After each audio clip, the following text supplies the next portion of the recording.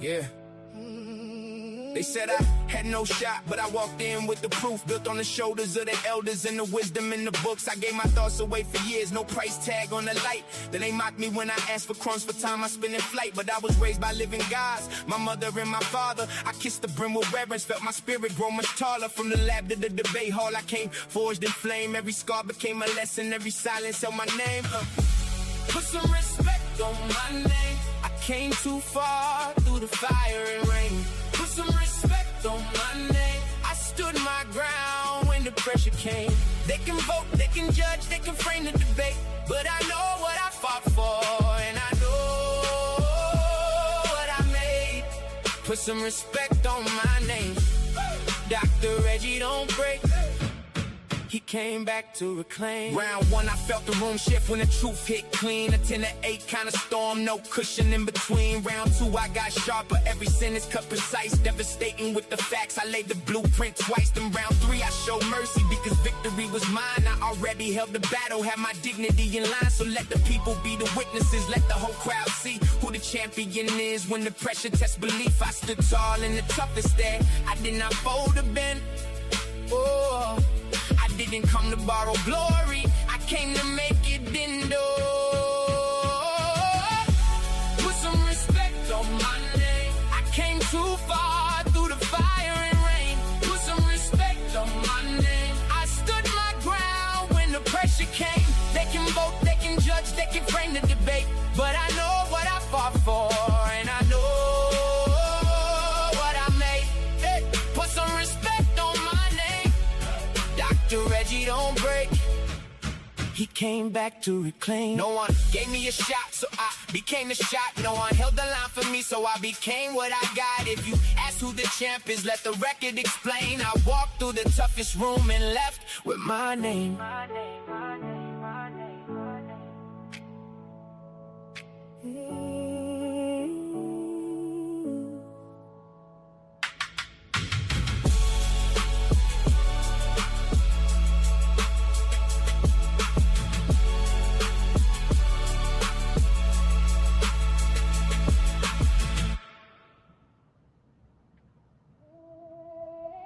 Yeah.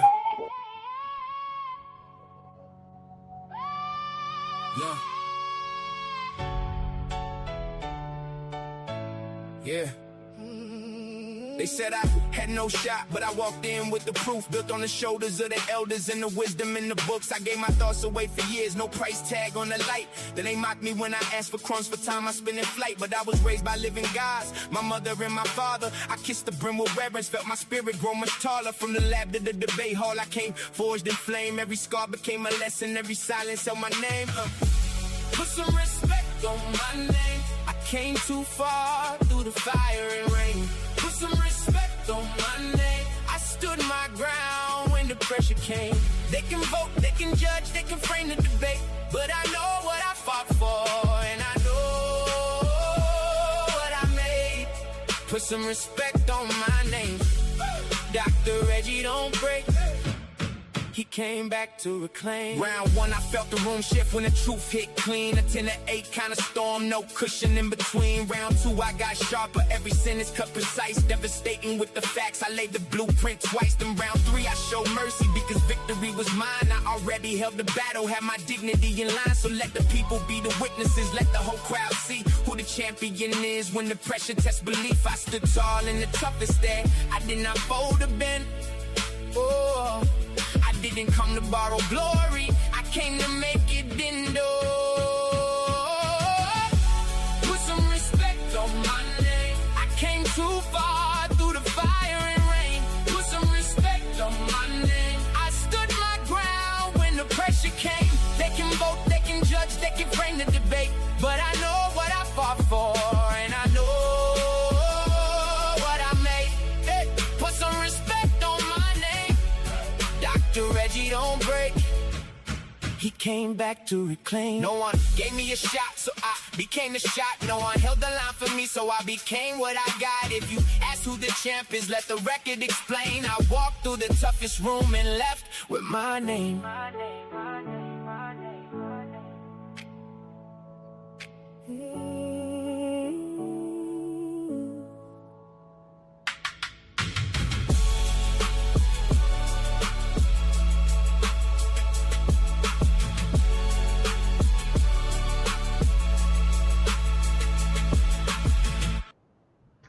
Peace to the family. Hope everybody is well. I want to thank everybody for joining and those that are commenting. Sister Mika, uh, peace to you and thank you for joining. And my brother Born Dog, Day One.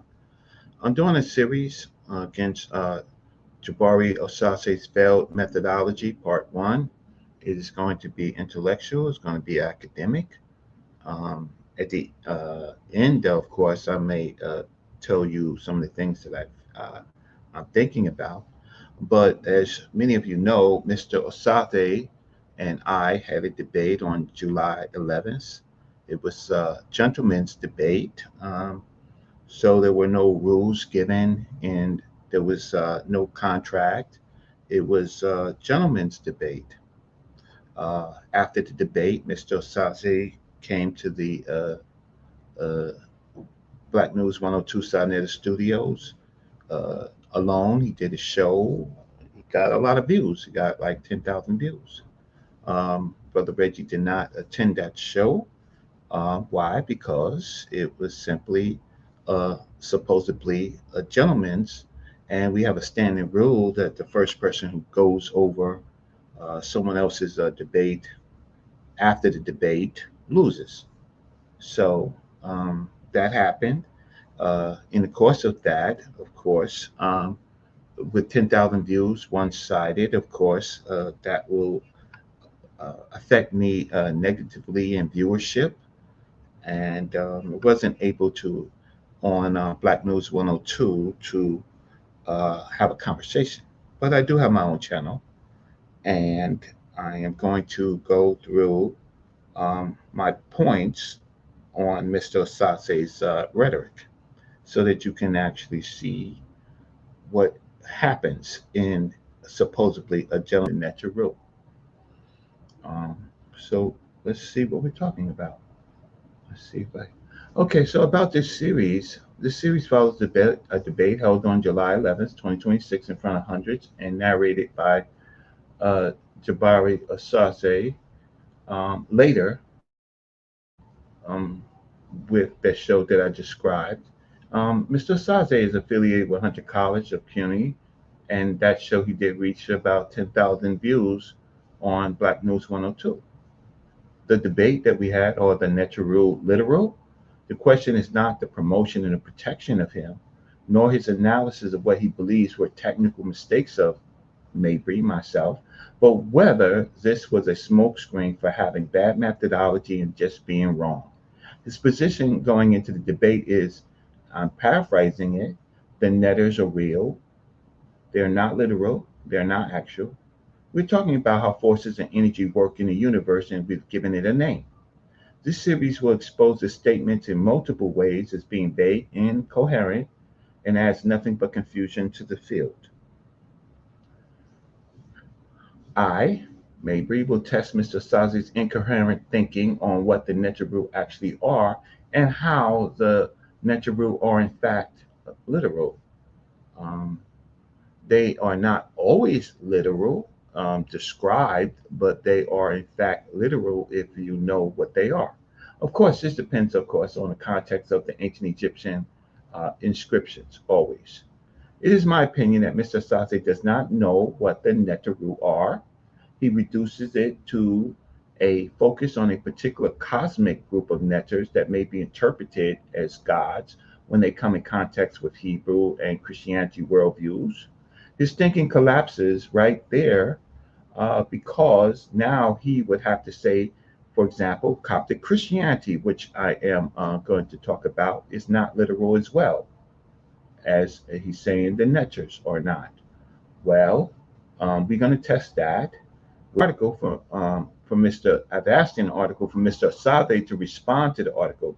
Currently, Mr. Sase touts his credentials, but he has no written articles on Kemet or really relatively anything else that I've seen. I could be wrong, but I haven't seen it. Yet he is a professor teaching African American studies at Hunter College. Maybe responding and writing will give him his first article on the subject. Opening claim. Osaze's method is not merely weak, it is internally inconsistent because it argues that Christianity derives from Egyptian myths while also denying the literal reality of the Egyptian divine archive, and in some debate settings treat Christ as non-literal as well. So Mr. Osaze has had some debates against Dr. Vince Bantu and Dr. Richard Carrier, and some debates with our community in the House of Consciousness. And almost in all of those debates, he has argued using this term literal. I didn't see him really define it in the Dr. Vince Bantu debate. May be wrong with the Dr. Richard Carrier debate. The only time I actually seen him use the word literal in the definition is when Inky, the real Inky, shout out to him, brought it up in a conversation. And then I've seen him use kind of a basic definition of literal, this English word, uh, without actually going into the elements.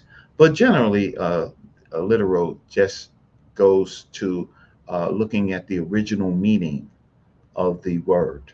And in ancient Egyptian studies, we can only do that by looking at the lexicon, Erdman and Graffo, the TLA, called the Water Bush, right? We could look at it through various dictionaries, the Vicus Dictionary, the Faulkner Dictionary, Middle Egyptian. We can look at it in Gardner, and we can look at how words are used in J.P. Allen's Egyptian grammar. We could also look at it in Hodge's Egyptian grammar book. And so when we want to look at how words are used in inscriptions, we generally go to expert sources. Mr. Saze has never used the TLA, pulled up the border bush.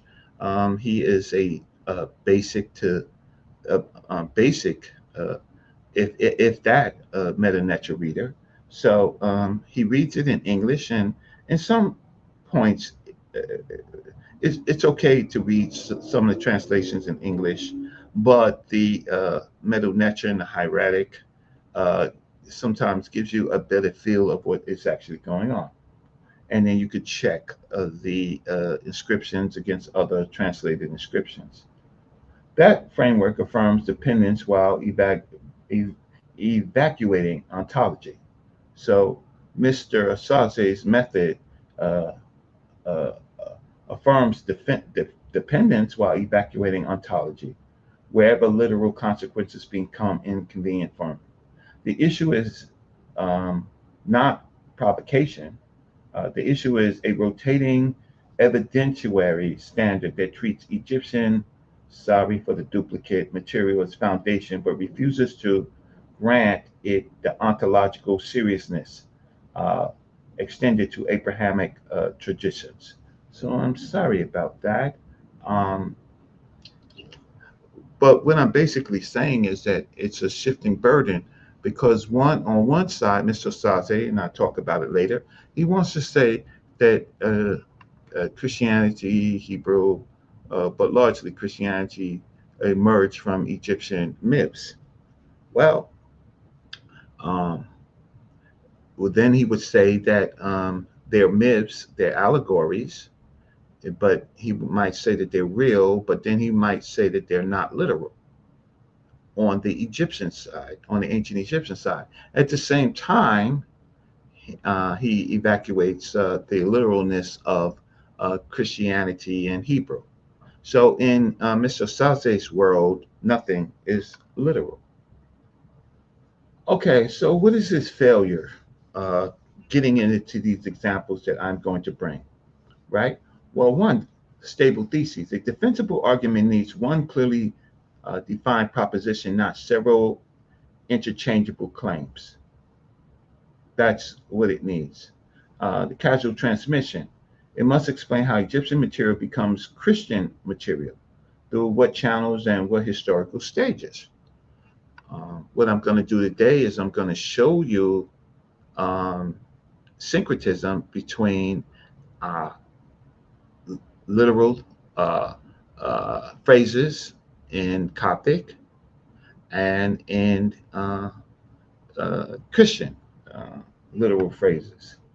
Uh, um, what we need is consistent evidence. It must keep the same burden of proof rather than changing standards when objections appear.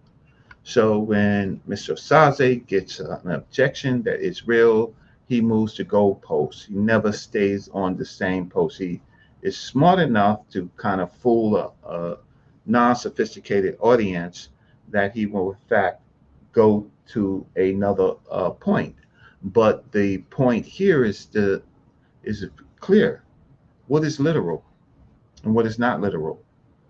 And to an audience that's never looked at the word or used the word, literal, well, when literal is goes back to the original meaning of the word.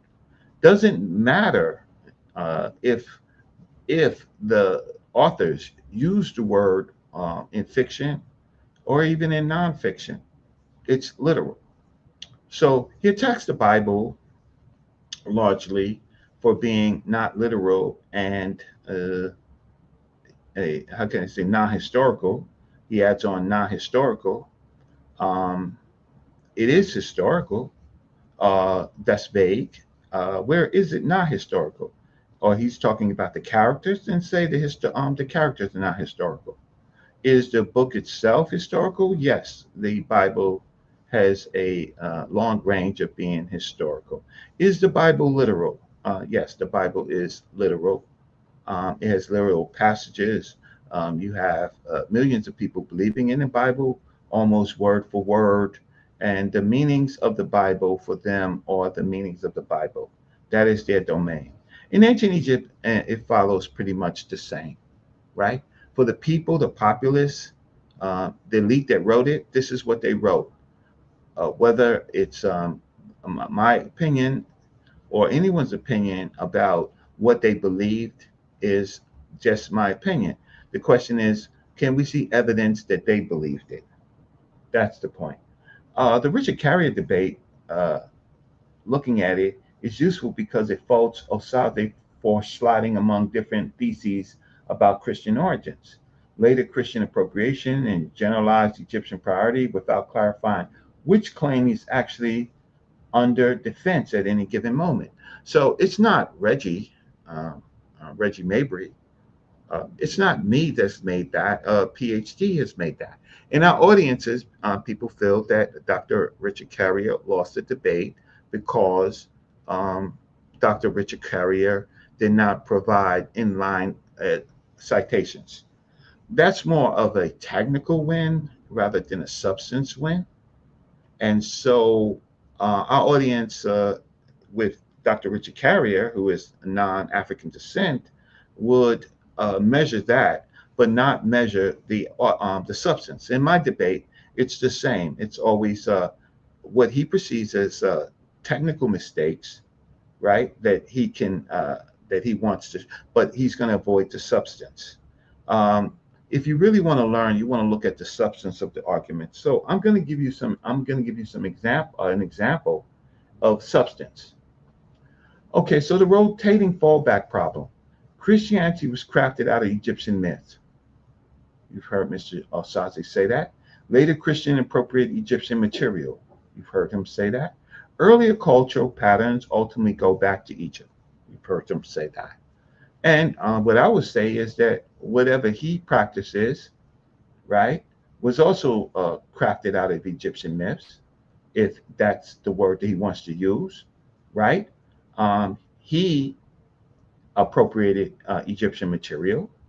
Um, and ultimately, what I would say is that some of the things that he may teach ultimately go back to what we call ancient Egypt, but some of those things are innovations.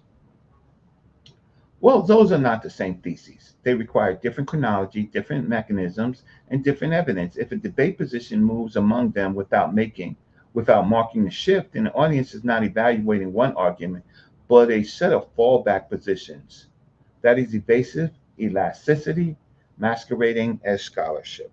So a lot of masquerading that we have in the conscious community. It is not Sonetta's fault. Of course, Sonetta puts on who the people want to hear. So we see a lot of costumes, a lot of almost everybody has a costume, right? Whether they're wearing African traditional wear, whether they are swinging around ankhs, whether they have a hat on. His ankh says a short cook hat. Sometimes all of those type of things. Why? Because uh, that makes a person look mystic, connected to some ancient past. But the reality is, most of the people are just simply African Americans, Africans from the Caribbean, some Africans from the continent, and they live in urban societies, largely in the United States, and have enough money to get an internet stream, right? Going, right? And many of them are charismatic.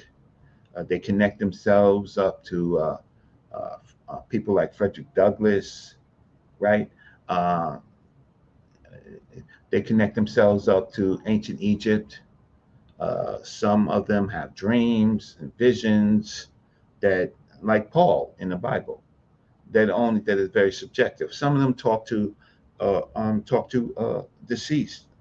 Sometimes you might want to call them in ancient Egypt mummies, and that makes them special because they are the only ones that can commune with the ancestors, right?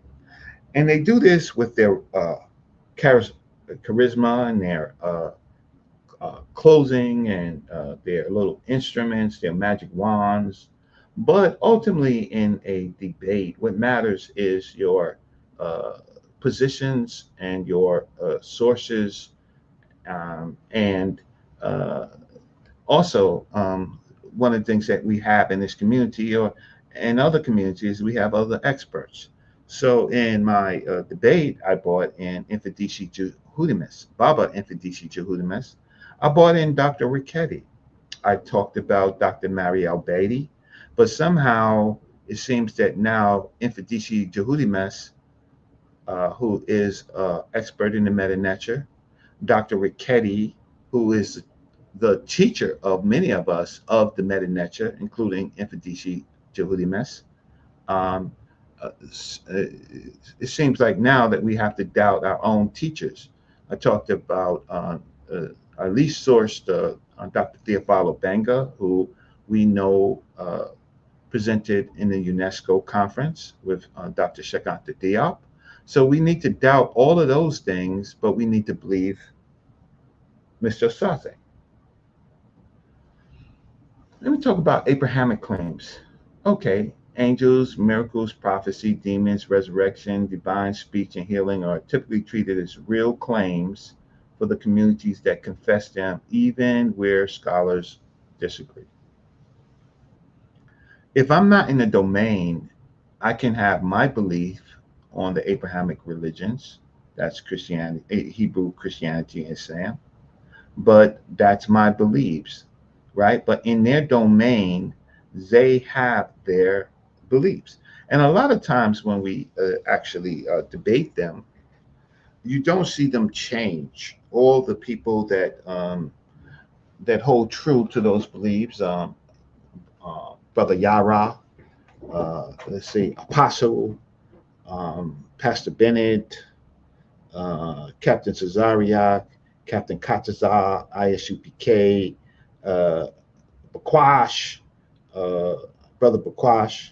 Uh, let me see, Brother Gideon. Shout out to Brother Gideon. Um, um, uh, what's my other brother? Marcus, right? Uh, they hold claim. They hold. They do not change from their claims. There may be some differences in their thinking, but they believe in that domain. They believe that those are real claims, right? They will say they believe everything in the Bible, some of them, everything. The Egyptian claims, by contrast, if we study ancient Egyptian, we can only study it through the text that's left to us, right? Um, there are divine beings, right? Um, but in my debate and other um, conversations with people like the real Inky, and others, Mr. Osaze downgrades those divine beings into symbols, rituals, and sociological performances and mystic episodes into detachable metaphors, even when the texts are explicitly structured for invocation, protection, and effective intervention. Amen has hundreds of eyes. He can see. Amen also has hundreds of ears, so he can hear. Many ancient Egyptians on the seas and oceans when storms came, they prayed to Amen for protection because they felt that Amen could see them. Uh, we have stories of Hatshepsut, she being created by her father, uh, but not by her father, only being possessed by Amen, and she's the result of Amen. Um, she's seated by Amen. That is seemingly what they believed. They wrote it in stone. They put it in their tombs. They died with it. So who are we to go around and say that they are myths and allegories? Normally, I would expect Christians to do that, or Hebrews to do that when they, or in their domain, challenging uh, people who study ancient Egypt in their domain, and to say that those things never really happened. And then we could say, well, the things that you say don't really happen. But these are exchanges between different domains. Here we have a high priest, Ntr.w, who now tells us that those things are only allegories. But yet, when we look in the tombs, we see offering tables, the Hotepu. We see uh, writing on the walls. We see writings on coffins. We even see writing on the bandages of the deceased. We see what they call the pyramid text. We see uh, what they call the Pert Imheru, not in Ger. There's no, you cannot find, that's an untruth. There's no Pert Imheru in Ger. It's only coming forth by day. It doesn't say by night. That's an add-on innovation. It doesn't exist in the text, but we hear that stuff. But the Purdom Heru, they wrote it as a guide. There's a book of two ways. There's the Amduit. Uh, there's passages of just the Duat, and uh, for the most part, they believed it. And even when they didn't believe it, like in the Harper's um, text, shout out to Rabon, right, for talking about the Harper's text, where in Tef, the king in Tef, he basically said, live life and be merry. Nobody's come back from the dead, right? But that's internal critique. But we know that it was literal enough to have a literal critique. The symmetry is exactly what this Coptic evidence that I'm going to show exposes. Okay. Kp.t 144, the basic facts. I think I'll show you it later. It's a healing charm for stomach ache and Shahudic Coptic. So it's in Shahidic Coptic, right? Wow, we get Shahidic Coptic is still a written language, still spoken. It's it's uh, it's available in their churches. Uh, where do we see this? And probably dated 651 to 800 CE in a database entry. And the function of it is a healing magical formula, not an abstract theological meditation. So this KYPT 144 text, Coptic text, is concrete, right? In this text, Horus goes on a mountain, sleeps, sets lines and nets, catches birds and eats them, and suffers bodily pain in the region of the navel. Okay.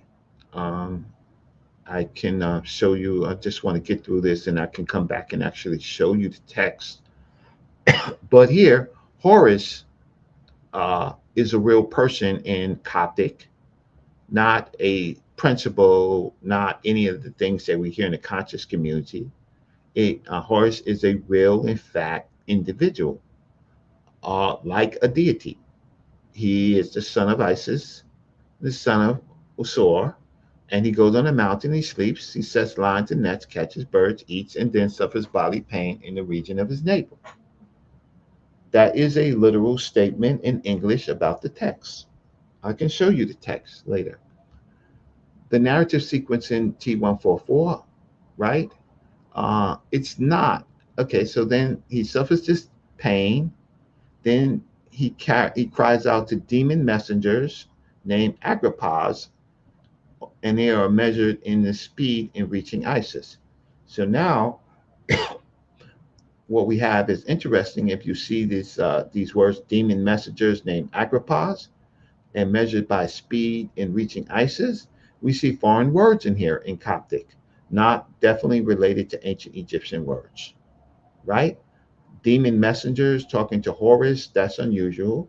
Name Agrippas, that's unusual. And then we have the name of Isis, which would not have been used in ancient Egypt. The third messenger succeeds. He responds, and the healing speech is applied to the human patient. So basically, what happened in this conversation is that Horus measured three of these so called demons in Coptic as to the speed in which they can get to his mother. And he selected the last one who can get uh, his mother there in the speed of one breath. This is not language of dead mythology. It's a ritual script that depends on agency, communication, and efficiency at that time. So the healing formula, the charm ends by identifying the afflicted human with the divine drama, and this could be used for everyone. Every sickness and suffering of the in the belly of the put your name there, the NN, son of NN, right? Put your name and your father's name, is to be healed immediately. And the formula closes with this declaration: It is I who recite. This is this is Isis, right? It is the Lord Jesus who grants healing. So now, in this particular conversation between uh, the demons, Horus and Isis, Isis now gives up her special, in Egyptian texts, her ability to heal, have the secret name of Ra, right? A set, right? But now she says, it's not me that does it, it's Jesus, it's the Lord Jesus who does it. So now we have an interplay between ancient Egyptian thinking, um, their concepts of God or existence, and we have the Coptic. Okay, so what is not literal here? This is not what metaphor looks like in ritual practice. Here, it's a operative religion in which multiple divine agencies are invoked inside a healing technology. People with this spell, we know that people actually believed it. It was literal. It was literal to the Coptic people using concepts of ancient Egypt, right? This is the spell. The NN son of NN. Your name of your father is to be healed immediately, right? And that is the formula. And then say, it is I who recite, it is the Lord Jesus who grants healing. Now this is happening in Egypt. Um, and this is a fusion between what you might call gods in this particular context, but the God thing doesn't work in all contexts, and we'll see in another paper that I do. But nevertheless, this is literal. For those people, it's actual. For those people, it's real, right? And it's not about forces and energy, how they work in the universe. Okay. So, how a person can take this and say that this is not literal by saying that it's a simply myth or allegory. Well, myths and allegories don't deny literalness. These are just symbols. So, myths, allegories, right? Uh, myths, uh, they don't have to be, they can be literal and still be myths. Allegories can still be literal, right? And not, how can I say, they can still be literal, right? So, are they actual? Yes, they are actual because many of those things we can read it today. So, my issue with this debate is to say, who controls the word literal? Oh, well, I can just tell you if the word literal is not defined, then no one controls it. It becomes vague. But to say something is real but not actual destroys anything that that person has to say. Okay. Why the Coptic charm matters. The Wurzburg essay explains that such charms are short narrative spells that mirror and resolve real world problems.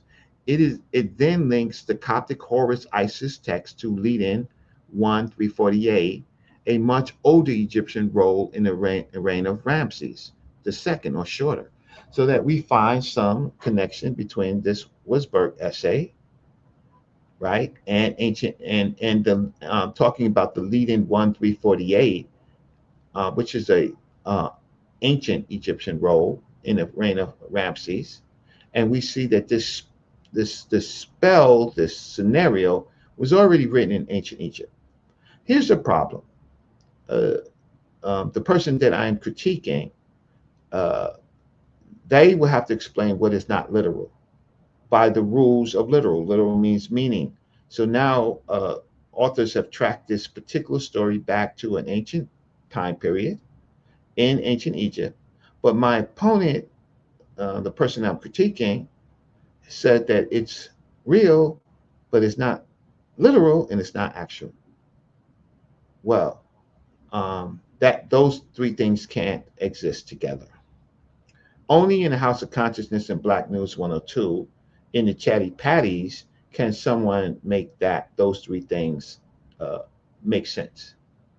It says, in that older Egyptian parallel, Horus again suffers stomach pain, and after eating a forbidden creature, and Isis again, in this case a Set, responds with the healing speech. The article says the structure of the two charms is identical. The the continuity argument, same pattern. Horus commits the act, Horus suffers, Isis responds, and the human patient is healed through the identification with the divine ordeal. The long duration. The essay presents this as a Christian era instance of a much older Egyptian logic preserved across roughly 2 millennia. Implication. This is a continuity of ritual theology, not a random decorative survival. Well, if it's all those three things, how are those things not literal? So the Wilderberg essay states that this healing tradition survived for so many thousands of years, after, even after years, even after the old temple ceased to function and most indigenous Egyptians became Christians. It adds that such charms had to be actively transmitted, learned, copied, and practiced in each generation. That wording is devastating for any attempt to reduce Horus, and as Isis and a Set to empty literary residue. What it is repeatedly learned, copied, and practiced for healing is being treated as efficacious. That makes it literal. The Christian layer does not erase literal agency. The Christianized ending does not replace Horus and Isis with a purified Christian-only narrative. It embeds them with a Christian healing economy in which Isis speaks to cure and Jesus grants the healing. So Isis is relegated, not really relegated, but she speaks to cure, and Jesus actually does the healing. That is syncretic ritual, not skeptical, demythologizing, mythologizing a practitioner, and we hear that someone is a practitioner around here who regarded Horus and Isis as mere symbols. This practitioner that the person that we said, I'm a practitioner, and only you know, only I know. Well, that practitioner, right, is really a practitioner of his own uh, hocus pocus. But that practitioner uh, regards Horus and Isis as mere symbols, and in that sense, uh, would not build a healing formula around demon couriers, divine names, belly afflictions, and spoken adjuration tied to divine actions. Maybe that person, that practitioner, may be, but he's the only person who can do it. And looking for proof that, in fact, that he or his adherents can actually do that. But the fact of the matter is, they're not symbols, and symbols do not erase the literal agency, and it being in this passage being Christian does not erase the literal agency. The only person who is trying to erase literal agency is the person that I debated with. Why does this wreck Osaze's framework? He wants priority. Christian is presented as drawing on Egyptian material that's not real, actual, that's real, but not actual and not literal. He avoids ontology, right? The Egyptian source is then neutered into non-literal metaphors whenever ritual consequences become inconvenient for him. So his conversation was not about ontology, right? Life, existence, and belief, that's ontology. The result, my opponent kept Egyptian priority while discarding Egyptian actuality. That's opportunist. That's not rigorous. That's why it fails. That's why I'm doing this series on showing that this person uh, did not do anything rigorous in his debate. He created a debate in which he thought he could win based on charisma, his clothing, his the people that promote him, and but not actually on facts. The Christ problem. In the debate related material, disputes around Osaze claims repeatedly turn on whether he is making a coherent argument about origins, historical or mythic dependence. The Dr. Carrier discussion faults him for failing to articulate a stable causal theory. And the Dr. Vince Bantu exchange reflects tensions over whether Christianity itself or later imperial Christianity is under critique. Who tries to control the conversation? Mr. Osaze. Uh, the fact of the matter is both Dr. Vince Bantu and Dr. Richard Carrier are bona fide PhDs. Their critique mattered, right?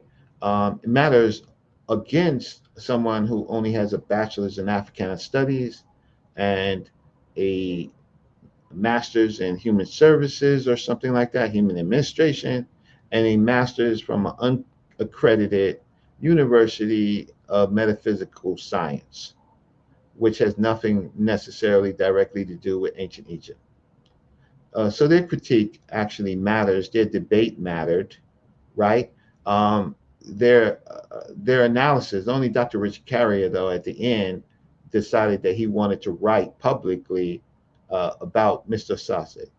Uh, well, Mr. Osaze didn't respond in writing, and he had a debate, and you people don't know, or his not. I'm not saying you people. I'm saying that his fan base and his adherents and all those, they think they live in a magical world. In academia, it does. When someone makes an analysis, a rebut to your position in writing, that takes away the shenanigans that might have happened in a debate. In the real world, what that is failure to respond in writing. Academia has a whole nother process than YouTube. YouTube is a lot of chit chat, talk, fancy points, charisma, magic wands, right? Appeal to authority. But when an academic asks you to write something and to respond and you don't, that's evacuation. That means you actually, believe it or not, lost. And how that matters is that if you thought that you were going to have a professional degree in academia, that's going to come up uh, when you try to get a real professorship position, right?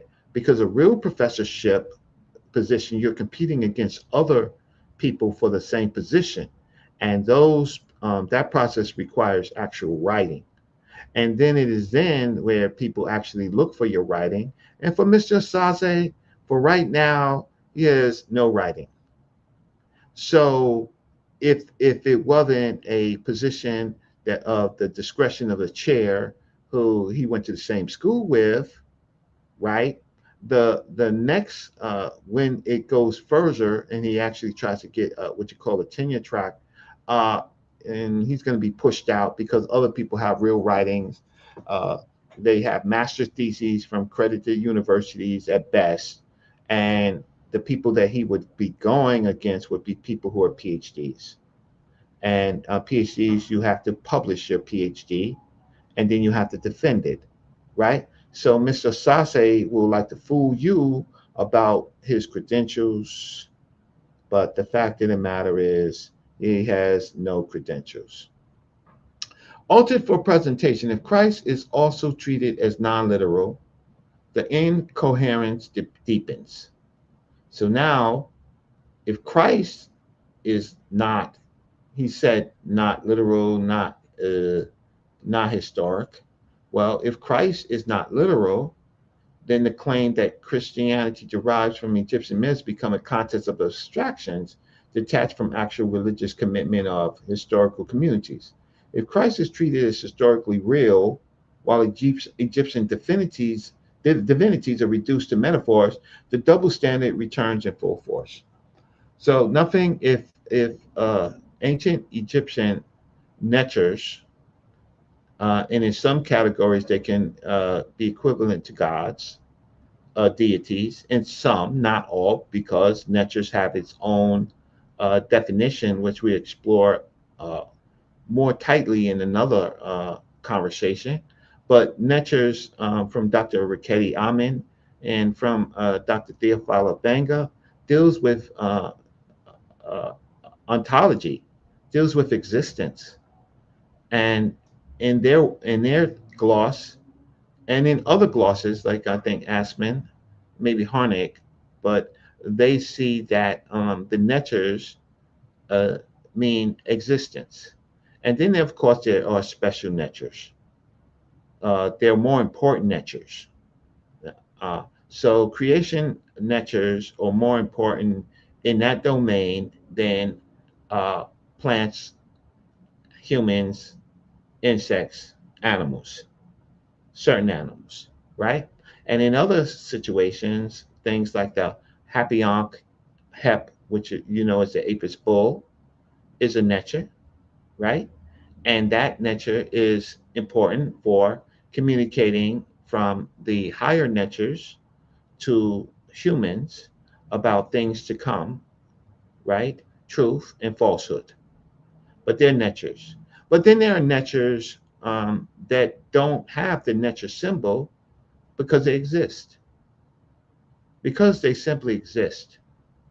In this debate that I had, he said there was an exception that was like what, three humans or only three humans or become uh, netchers. That's absolutely false. That is silly. First, all kings are netchers, and all kings are given offerings, right? And all kings, uh, how can I say, if you want to use the word divine or deified. They are. They are done that in there while they are living. They're deified as Herus, right, while they're living. They're deified as Sarah, son of Ras, while they're living. They're deified as Satra as they're living. All those are literal statements, right? So to remove their titles, and we have a lot of titles. He himself calls himself a title, him Ntr.w. Him Ntr.w, servant of the Netchers. Some people might render it as servant of the gods, but he is servant of nature, servant of the Netchers, right? Because Netchers have a close equivalence to nature, right? Um, Westerns, when they're comparing it, these cosmological gods or cosmological figures, then they might say some of them are Ptah, acts like a god, right? Or they may say Akhenaten, acts like a god, or Min or Bat. You see Bat on the Ntrw stela, the Ntrw palette. Bat is that King Normer's favorite Netcher. Or you see it in wars where Ramses um, communicates with Amun, or you see um, the Africans from the south, uh, the Napata groups that take over Kemet later, right? Again, you see them communicating with Amun. Um, but when we get to Christianity, if if Christ, and Mr. Osaze does not believe Christ is historical real, right? And uh, I can't say in any capacity, but that that the problem with that is for Christians they are very real. But if you are a him Netcher, Tepi, a high Kemetic high priest like uh, Aleister Crowley, right? Uh, if you are that type of person that knows more than everybody else, that seems to be divine himself, right? And you say that Christianity was stolen, borrowed from Egyptian myths, well, you missed the point because myths are also literal. They don't have to be real. To be literal, if you believe that a literal has to be true, not real, but that a mythology has to be true to be literal, then you won't prevail in college, in any course of Near Eastern studies or anything like that. You won't prevail. Mythology doesn't have to be true to be literal. Okay, either way, Mr. Osase's method fails. Both Christ and Egyptian divinities become free-floating literary symbolism. Where's the word for symbolism in ancient Egyptian, by the way? I know off the top of my head, I can use the word like Tutankhamun, right? Which means the image of it. Does he mean that? Well, I've never seen him explain that. He uses the English word symbolism.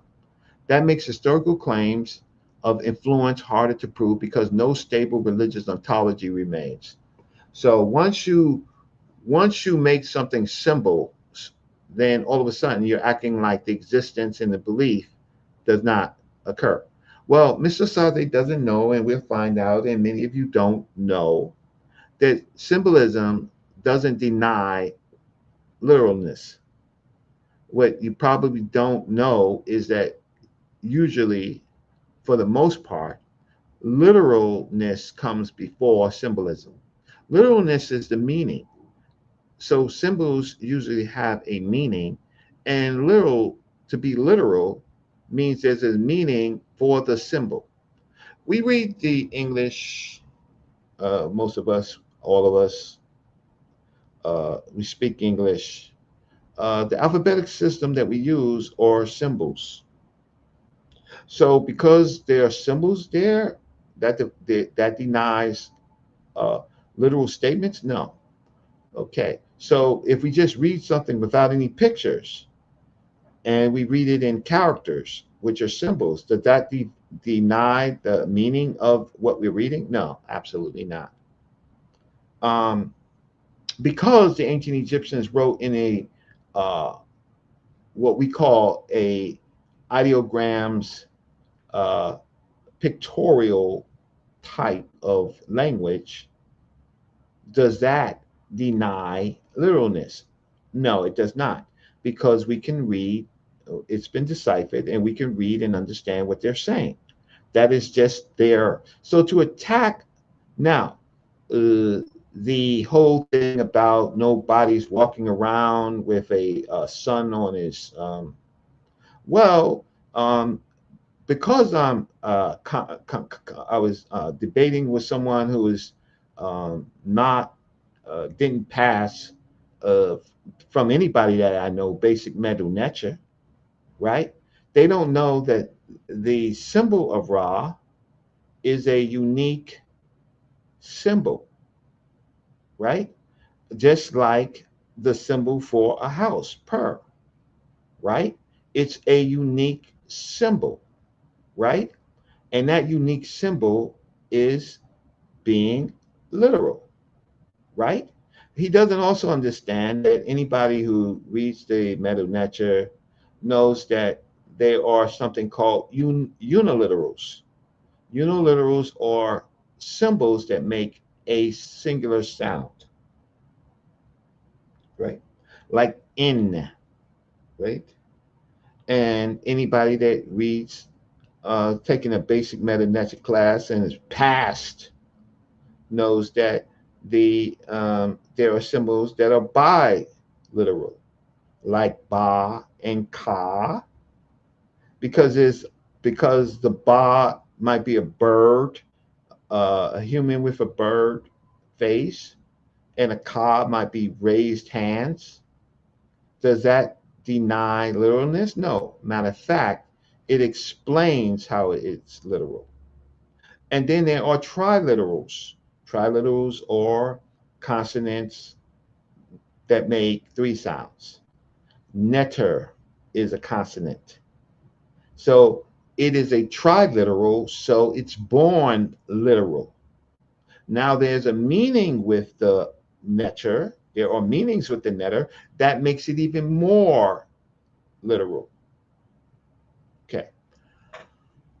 I have to explain ancient Egyptian writing, as they call it, Medu Neter, right? I have to explain it to people who don't read it, and that's okay if you don't read it.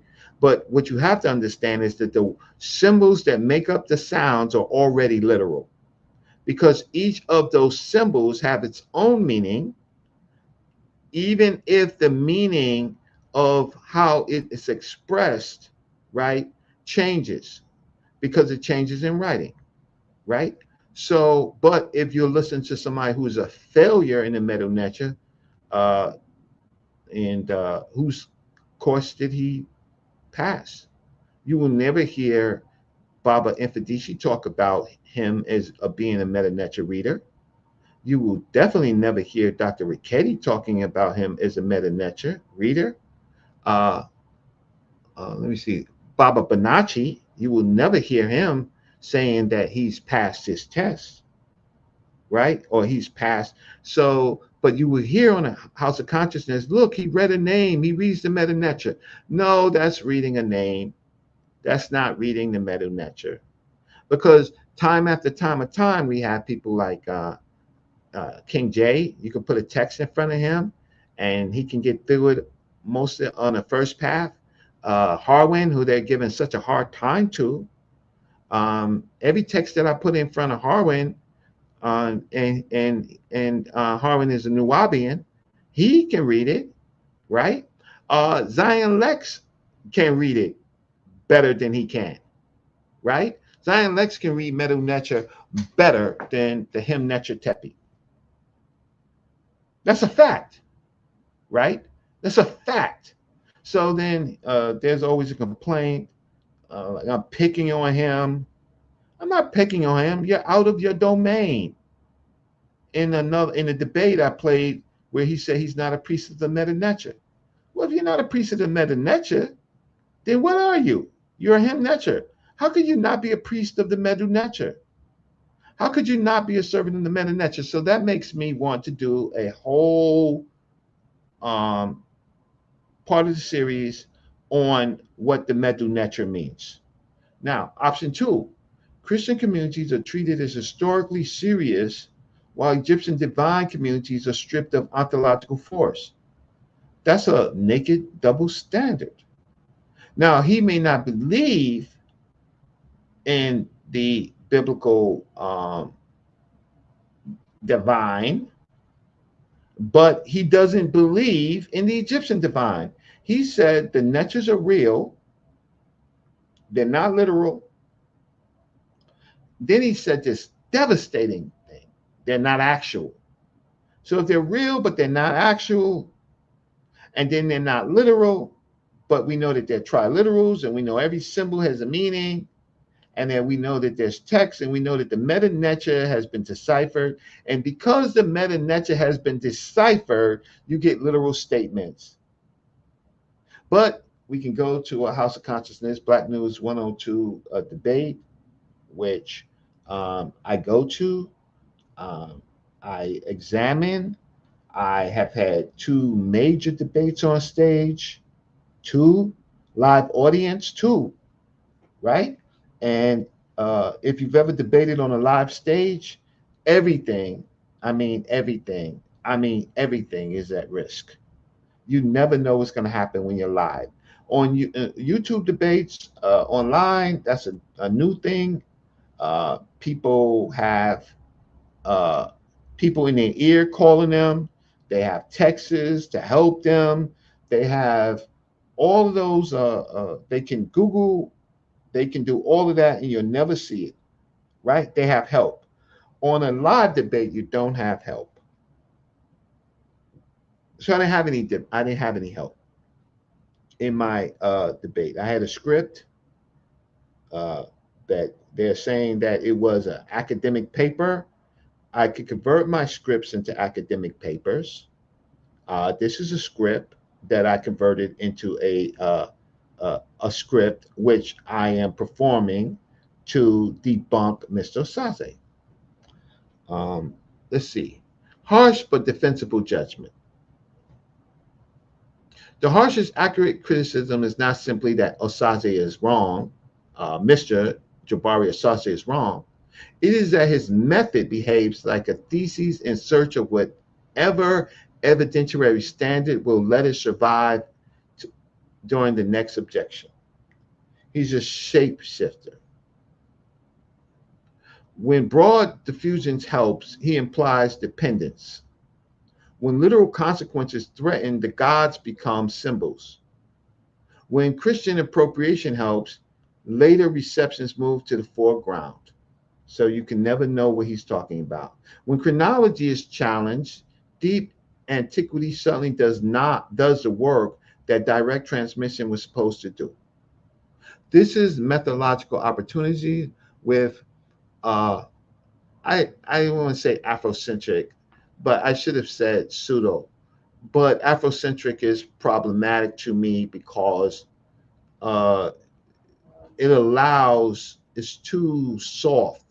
It doesn't allow scientific criticism. It's more of a cultural type uh, experience. African centeredness, Africology, they require much more rigorous thinking. Afrocentric vocabulary, that's how we got here today, where someone practicing who is not practicing Ma'at consider they're practicing Ma'at and not tell you what Ma'at means. Someone could call themselves a high priest, a Himnetchatepi, but then at the same time uh, is vague about what the Netcher means. If I ask the audience right now, when did he ever describe what a Netcher is? in the whole debate. Dr. Richetti did. She said it was existence. Infedici did. He said it was existence. Meta Ntrw is the words of existence, right? When did he describe? What he did was he attacked the Ntrws as being symbolic, and that was only one category of Ntrws. If I asked people here how many different types of categories of Ntrws there are, they would only think largely of Ra and Amun, right? Maybe they might think of uh, Nut, right? Maybe they might think of Geb or Shu or Tefnut. Maybe they might think of Horus. Uh, they might think of uh, Set, right? Um, Maybe they might think of Isis or Set, right? Maybe that's as far as they go to, right? Maybe some of the better ones would think of only as Ptah and bring up the Shabaka stone. And then there was a group of people that would talk about the Kemenu, or the what we know as the Akdad. And then there would be other ones that might think of special, very special natures, like Kanun, right? Um, and then that's as far as it goes in the House of Consciousness. For the most part, not everybody. There are some great young thinkers that actually have to study. That actually study. I am. Uh, you give King J a hard time. I think that King J in a few years will be formidable. King J may even be better than me, right? Harwin will definitely be better than me, right? Um, Asan Ka, in many regards, Asan Ka is better than me.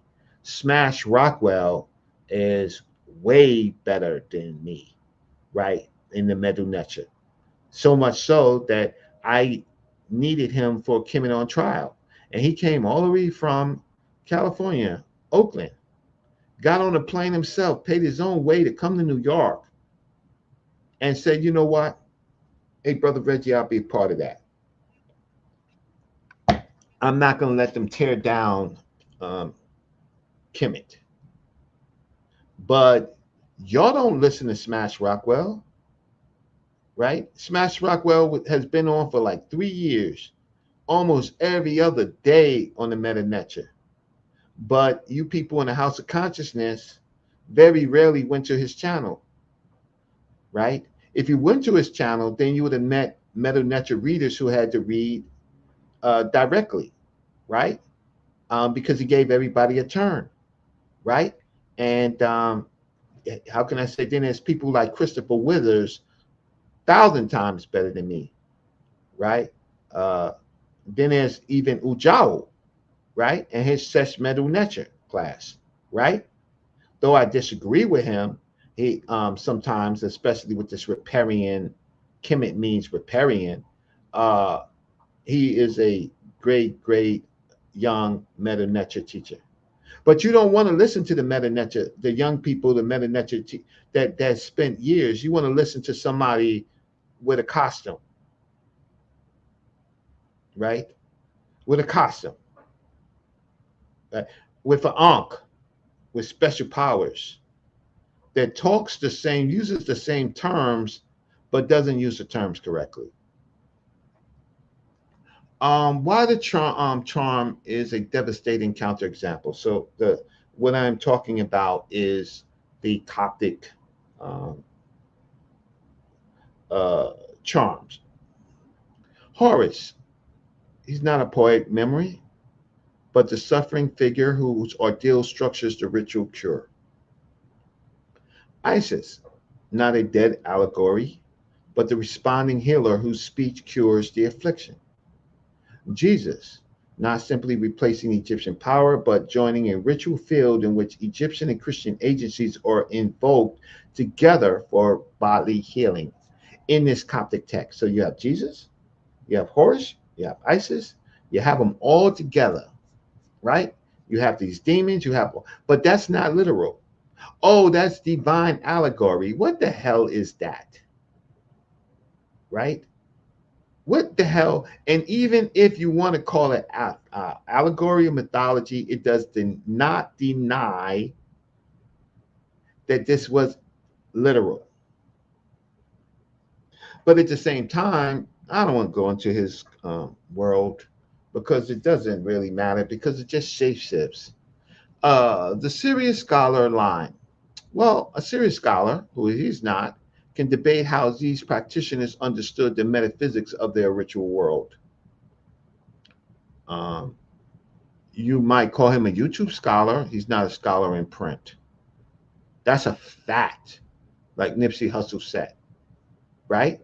He is Egyptological courses in academia or even around the people who teach it, like Infadishi, Dr. Ricchetti, uh, Baba Banachi. He might have taken a class.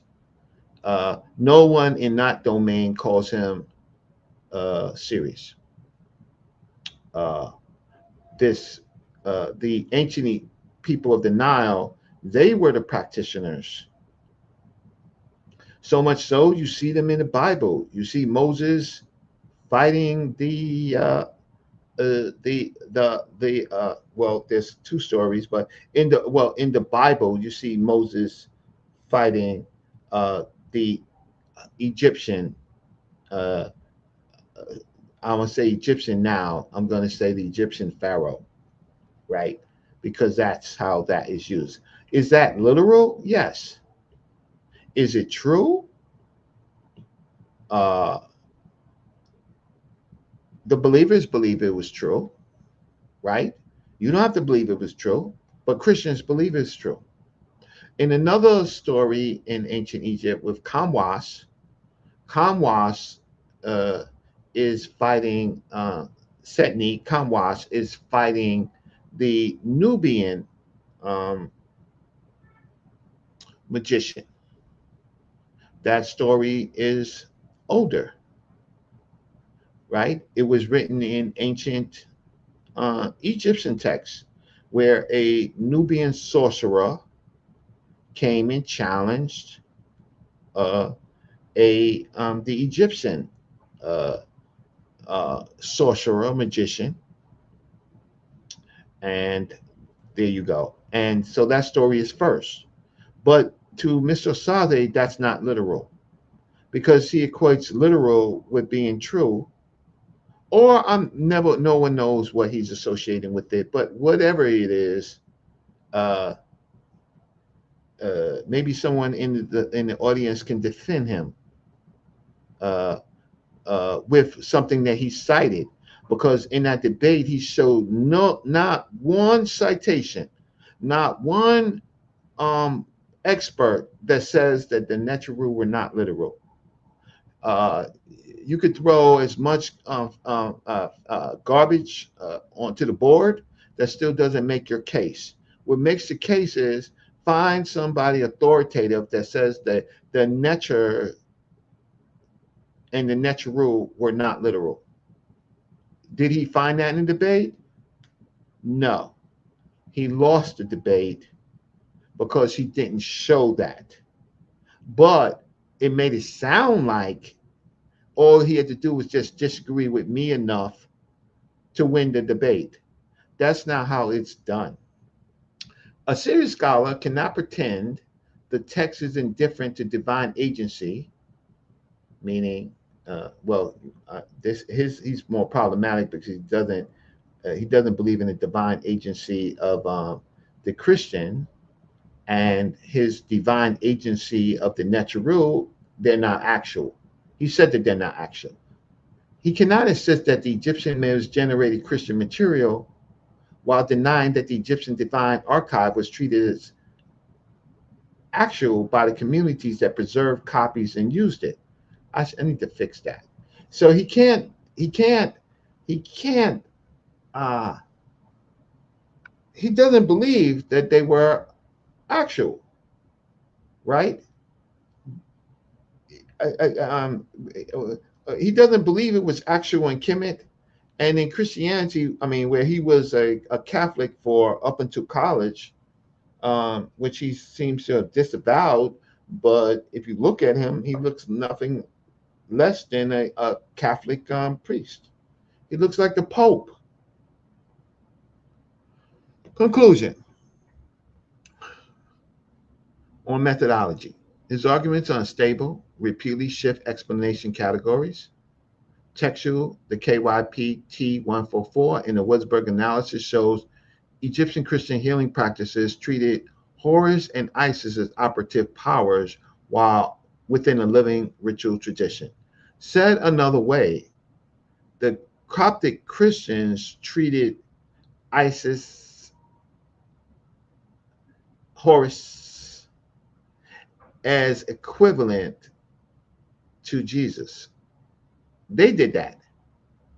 But somehow Mr. Osaze uh, wants to fool you as if there's no equivalence. That's how we get to the fact that some people believe that the ancient Egyptian Ntrw or Netchers are gods.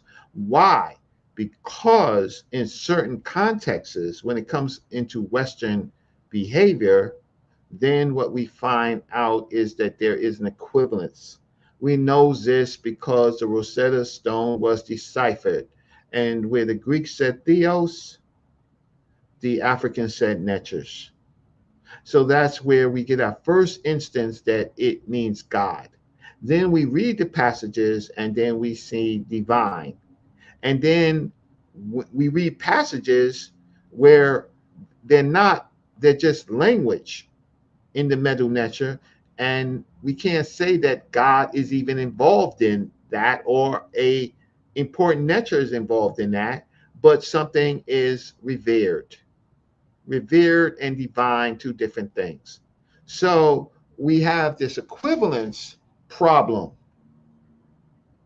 Um, and we have this problem with operative divine agency in both Coptic Christianity and in ancient Egyptian or Kemet or Tawi. Comparative.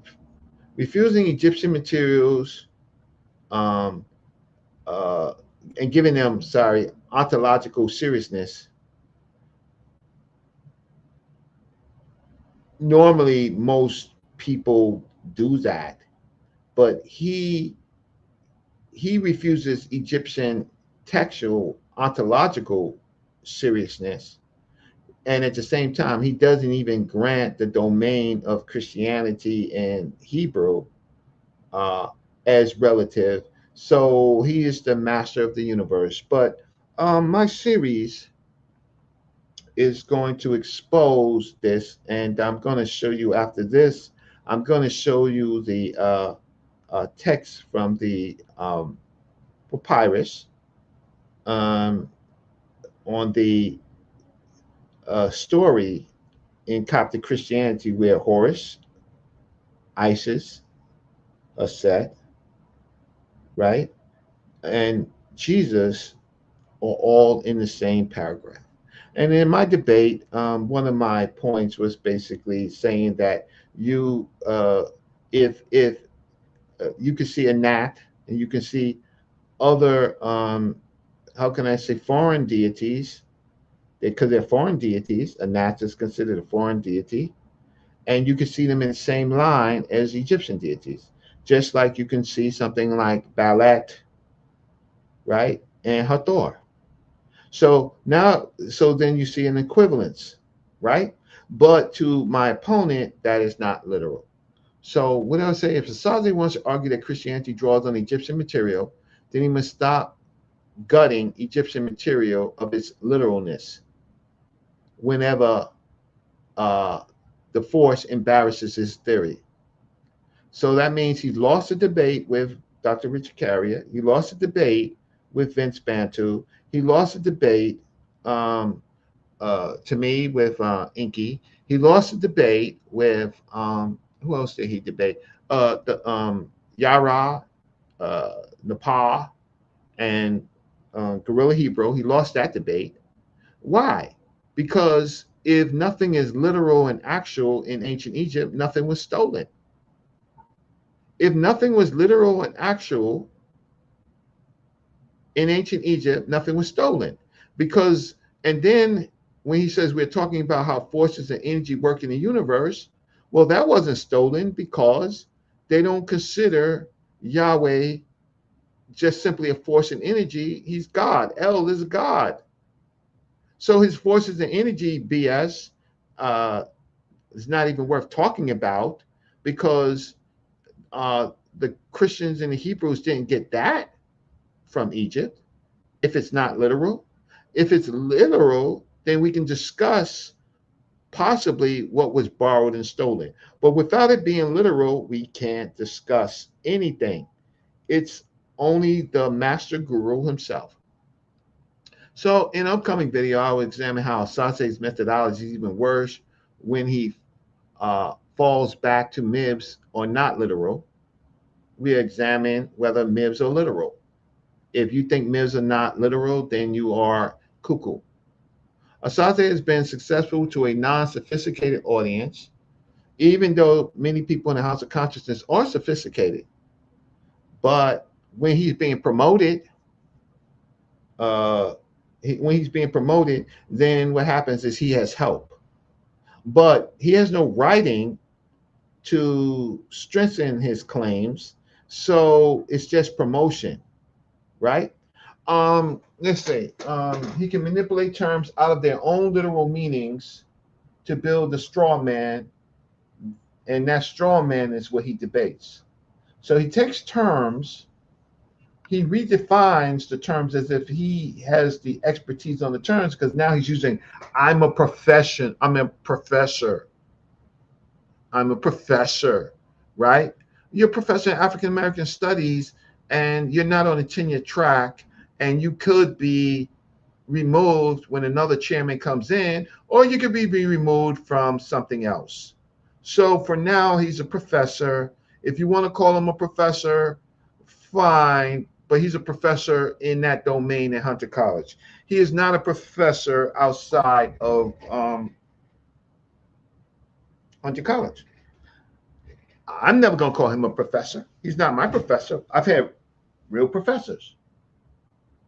So this series aims to end these rhetoric devices that he uses. So now I'm going to go and show you, let's go back to StreamYard. Maybe, hopefully, all of that showed up on StreamYard. So now I'm going to go stop sharing this. And I'm going to, lunch money. So in a professional debate, or at least a debate in our community, Brother Reggie has been demonized for attacking Mr. Osaze credentials, what they say, saying nasty things about Mr. Osaze. Only thing I've ever said about Mr. Osaze is that that he doesn't read the Meta Netter. It's required to read the Meta Netter if you're talking about if you're a Hem Netter. It's required. If you're a Hem Netter Tepi, that means you're a high priest. There's my Cash App. You're a high priest. So he gets away with maybe saying somebody in his shrine knows the Meta Netter, or the person in my shrine knows the Meta Netter. Well, keep those people in your shrine because that's your handicap. Okay. Him being a professor at Hunter College, like Dr. Clark, you are nowhere near Dr. John Henry Clark. You haven't written anything. And I'm getting hell for being honest. The third thing is I got kicked off of well, it wasn't good for Black News 102, Sinetta Studios. Shout out to him. I'm going to show you in another video where he betrays his own teacher, Baba Heru. Because Baba Heru, who I've known for 40-something years, Baba Heru did funerals, and everything that Baba Heru did, Baba Heru believed that he was doing it in the tradition of the Nile Valley. He never said it wasn't actual, right? He never questioned if it was real. The word literal is a new word that he may certainly not used, but I will show you that then you cannot do a funeral if you are a high priest in his shrine or a priest in his shrine, because it's not actual. Okay, so let's go here. All right, so let's go here. Righty, and then see what the chat says. Okay, so here is Coptic charms, Horus, Isis, and the three Agrippas. Okay, so this is at the Kelsey Museum of Archaeology. It's a reproduction of a mural. We are going to go down to talking about the Coptic magical text, and we're going to read the translation. Horus. Now, this isn't Coptic Christianity. Horus, the son of Isis, went on to a hill to rest. He cast his line and he pulled it in his neck. He caught a falcon, a quail, a wild pelican. He cut it without a knife. He cooked it without fire. He ate it without salt, and he was in pain. And his belly ached. He cried out with a great cry, saying, I will bring my mother Isis to me today. I want a demon to send to Isis, my mother. The first demon, Agrippa, came to him. He said to him, do you want me to go to Isis, your mother? Horus said, how quickly can you go? How quickly can you return? The demon said, I'll go in 2 hours and return in 2. Horus's belly is hurting. He says, go away. You're not going to help me. The second demon, Agrippa, came to him and said, do you want me to go to Isis, your mother? Horus says, he's in pain. How quickly do you go? How quickly do you return? The Agrippa said to him, I can go in 1 hour and return in 1 hour. Horus said, no, go away, man. You're not going to do for me. The third demon, Agrippa, came to him, the one-eyed one. This is like in the Purdom Heru, the demon, the one-eyed one, the one-handed one, and said, do you want me to go and get your mother Isis? And Horus said, how quickly can you go? How quickly can you return? He said, I'm there in the space of one breath of your mouth. I return in the space of one breath of your nose. Horus says, go, you will do for me. So he went to the mountain on. So now they use a place in Egypt, on Heliopolis, and he found Isis, mother, with an iron head, kindly a bronze furnace. She said to the demon, why have you come to this place? The demon said to her, Horus, your son went up on a hill to rest. He cast his line, he pulled in his net, he caught a falcon and a quail, a wild pelican, he cut it with a knife, and he cooked it without fire. He ate it without salt. He was in pain, and his belly ached. She said to him, then she says, even if this is Isis, this is a sect, this isn't Coptic Christianity. Even if you did not find me, and you did not find my name, that's Isis, the true name that the sun carries to the west, that the moon carries to the east. So in this story, these writers certainly know about the sun rising in the east and falling in the west. And they do know about the secret name of Ra. Anybody who studies Nile Valley myths knows what I'm talking about. That is carried by 6 altar stars. So they are familiar with the Meta Neter, because there are these things that hold up the sky. They are beneath the sun. So this person is very familiar with the Purdom Heru. You could adjure the 300 sinews that are around the belly, saying, watch this, Let every sickness and this is Isis talking, giving a spell. Let every sickness and every suffering and every aching be healed that is in the belly of who your name is, the son of your parent, be healed now. Then Isis says, it is I who calls, it is the Lord Jesus who grants healings. That is in the Papyrus Berlin 8313. Let's go over here. And the T144 that they was talking about, let's go down here. And you could see it in Coptic and the translations. Differs a little bit, but generally it's the same. But let me get to the last line. She said to him, even if you did not find me and you did not find my name in Coptic, the true name that bears the sun to the west, that bears the moon to the east, that bears the 6 proportionary stars that are beneath the sun, you could adjure 300 sinews that are around the belly. And then she says, let every sickness, this is in Egypt, right? This is in Coptic Christianity. This is a story permitted in Coptic Christianity. Let every sickness and suffering and every aching that is in the belly of you who are the son of your parents be healed at once. It is I who recite, it is the Lord Jesus who grants healing. Now, everything here is literal. Everything has meaning. We're not arguing if it's true, because even if it's false, it's still literal.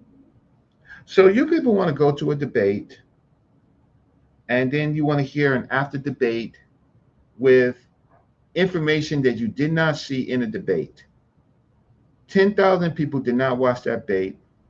2,000 people did not watch that debate. 1,000 people in total, at best, really 500 people watched the debate. And you want to listen to somebody with a microscope, I didn't know he was in science class, going over every error that Brother Reggie did. Then you want to demonize me, right, for fighting back. You want to demonize me for fighting back, and the person did not win the debate. If debates, I'm not going to say anything bad about the debates. I think the debates are useful. But what I will say is that Mr. Osaze was promoted. So in my series, Brother Reggie has 4 major points. I am going to talk about what is literal, what denies literalness,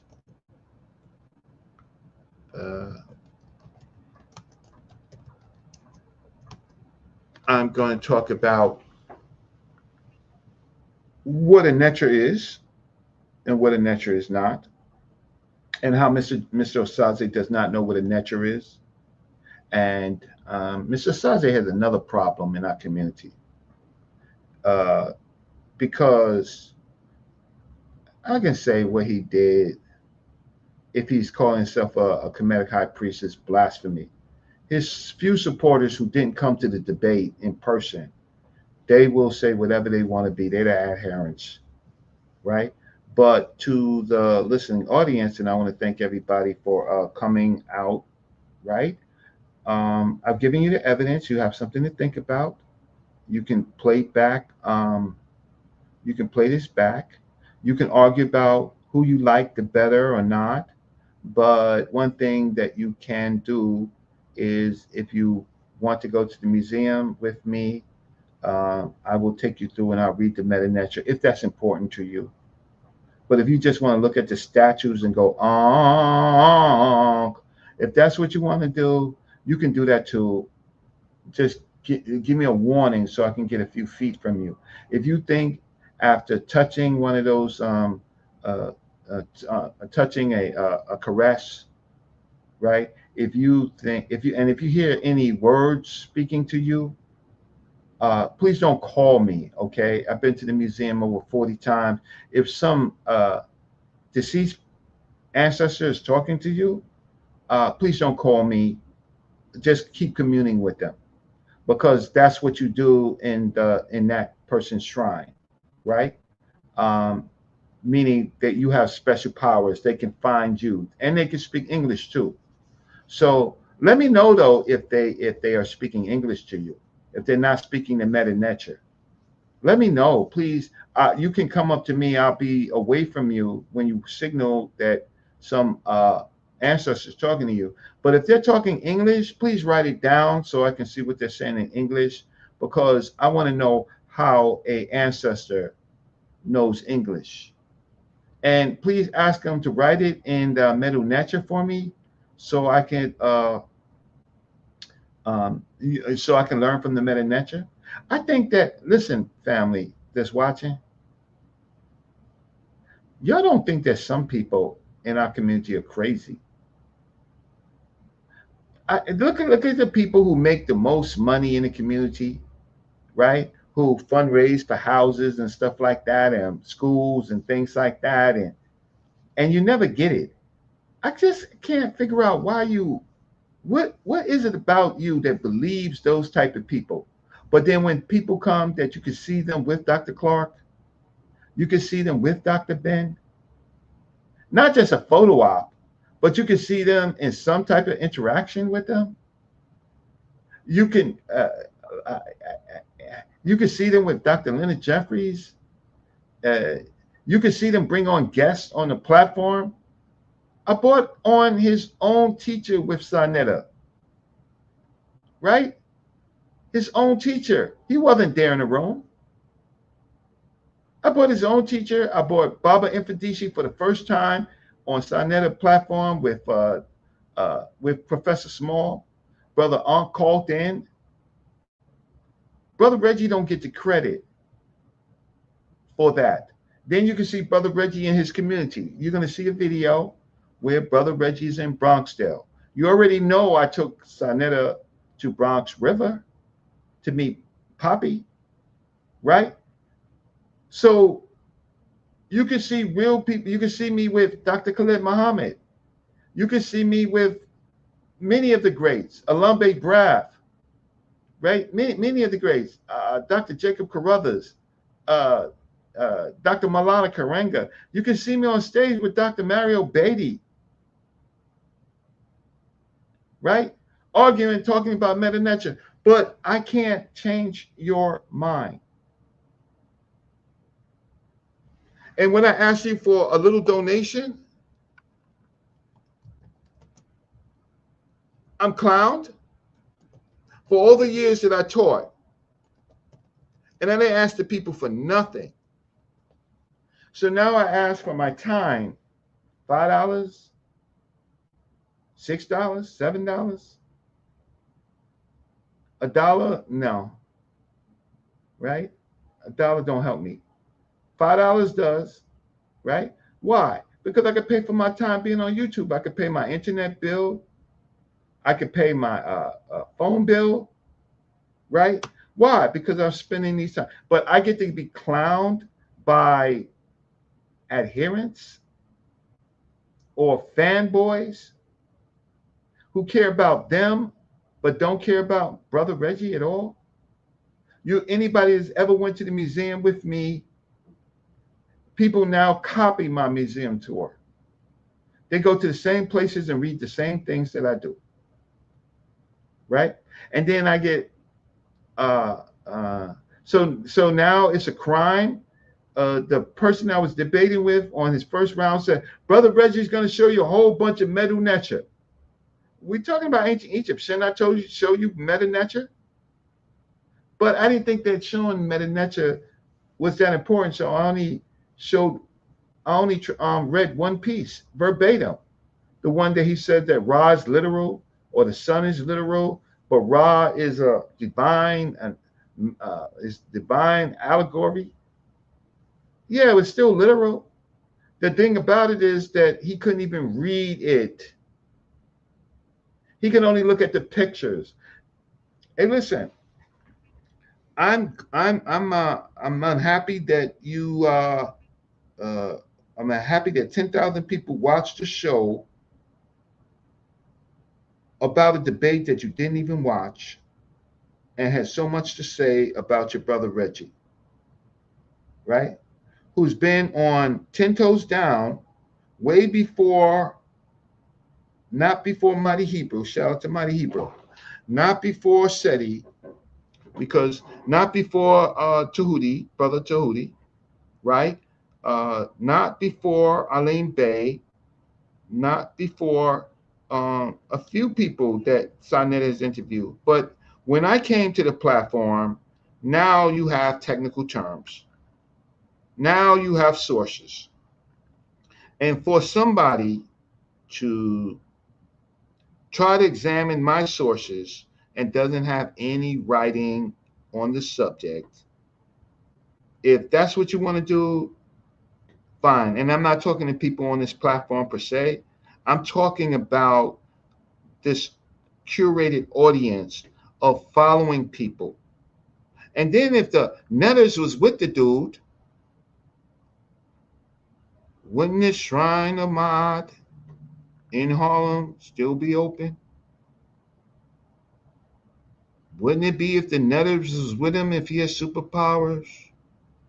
Something happened. I don't know for sure what happened, but I do know that the Shrine of Mahat is in other people's hands. Now it's online now. It's online. But the spells and rituals that they do didn't save the Shrine of Mahat. So for the first time today, I'm going to look at the chat. I'm going to look at the chat. And then you support Brother Reggie. And then another show I'm going to do a whole series. I can guarantee you that I can get you to Egypt if that's where you want to go. I can get you and your son, you and your husband, or you and your wife. I can get you to Egypt for 5 days, double occupancy for $2,800. And then when you go to Egypt, or now it's called Egypt, you can go to the pyramids for about $40, $50 a piece. You can go to the museum for about $30, $40 a piece. You can go down the Nile on a felucca, just like the ancient people did, for about 30, $40 a piece. If you want, you could take a plane and you can go to Aswan for about $250 airfare from Cairo to Aswan. And if you want to go to the Valley of the Kings and the Valley of the Queens, you can go there for about $80 a piece. And if you don't feel like getting up one day and you just want to have breakfast and look at the pyramids, you can do that in the same hotel. Brother Reggie will give you a plan where you don't have to pay somebody $4,000 a piece. You and your husband, you and your son, you and your mother, right? You and your daughter, right? You and your sister, you and your brother, $4,000 a piece, right? Just to hear people talk about Egypt and not read the Medu Neter. And I'm in somebody's pockets. I'm breaking up somebody's hustle. Yeah, I am, because the people that benefited from that learned it from Dr. Yosef Ben Jochanan, and I was around him for all the days for a year of him being in his nursing home, and very few of them who made much from him and his legacy came to see him. They stole from Dr. Ben.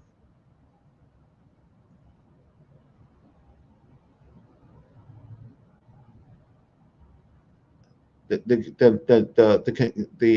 internet is still up. I just paused. They stole from him. There's no Dr. Joseph Ben Jochanan Center for all the money that they made. There's no Dr. John Henry Clark Center for all the money that these people made. But they got nice cars and nice houses. And while they're saying Reggie's begging for lunch money, they got house money.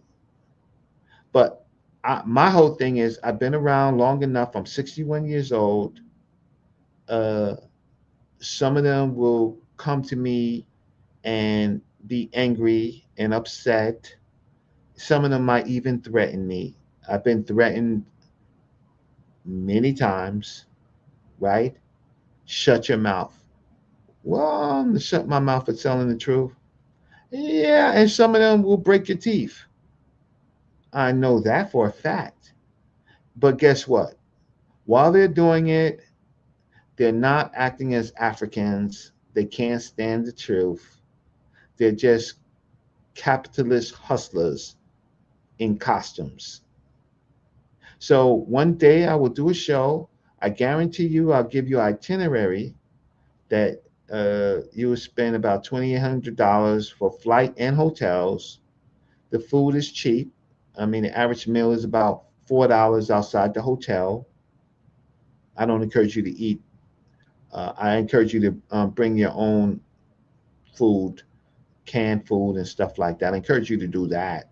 Uh, why? Because uh, you just can't drink water from any foreign place outside of America. You just can't do that. You'll be in a toilet the whole trip. You just can't do that. Ice, no, I know you want ice water in the desert. You'll be on a toilet for the whole trip. I would tell you to bring Pepto Bismol. I'll tell you to bring Alka Seltzer. I'll tell you to, and people laugh at me, I'll tell you to bring toilet tissue. At the pyramids, they sell toilet tissue $1 a strip at the urinals. There's no toilet tissues in there. So if you go in there and you don't have toilet tissue or a wet, whatever they call it, wet tissues, right? They will sell you for a strip of toilet tissue. I'm talking about strip, maybe about 4 or 5 sheets for $1. And they will count in and say how many you need. And you'll say $5 because you need 5 strips, right? You better bring your own feminine uh, uh, whatever women whatever women need, bring that. Don't wait till you go to Egypt. So one of your bags should be just medicine and toiletries, right? And the other one of the other small bags should be peanuts or nuts or snacks or things like that, and you'll be good. You'll be good, and it'll give you some time to lose some weight, right? Because you're going to be walking in the sun, you're going to be losing weight, and you are going to and if you don't follow what I tell you to follow, you're going to be on the toilet, so you're going to lose a lot of weight and waste your whole trip. But they don't tell you that.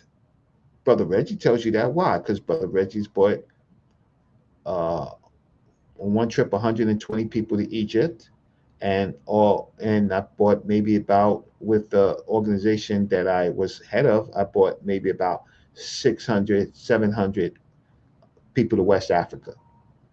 So let me just see what the chat says, and let's just see, and I'll open up the lines. And please don't come on and talk about, oh, I hate this person. Come on and talk about the information. That's all. And then I'll do another series. Okay, so today I got no cash apps, zero. So I'll put my cash app out there today. Not, I know that you don't want to support me because I'm going after your, but the difference is, let's support Brother Reggie. Say who's the first 4 or 5 people that can support Brother Reggie.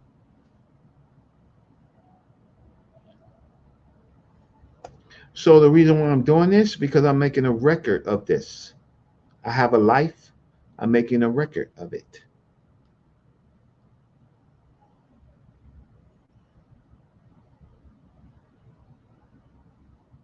What's this? You can send them in ASCAC in the 80s with Saber Professor Joseph Ben Levy. Yes. Yes. Dr. Ben Levy is a expert. Uh, he definitely went with been with before ASCAC, I think. Um, when I went to Egypt, or as you call it, I went into 1987. The trip that I went on by ASCAC, they were asking for a 10-day tour, flight hotels, and conference for $1,200 for my 10-day tour. So I was in Kemet for roughly, I think 10 days. 10 days I was in Kemet and Egypt and with ASCAC, and we traveled all the way to Aswan. So all of that was included, and that was only $1,000 in 1987.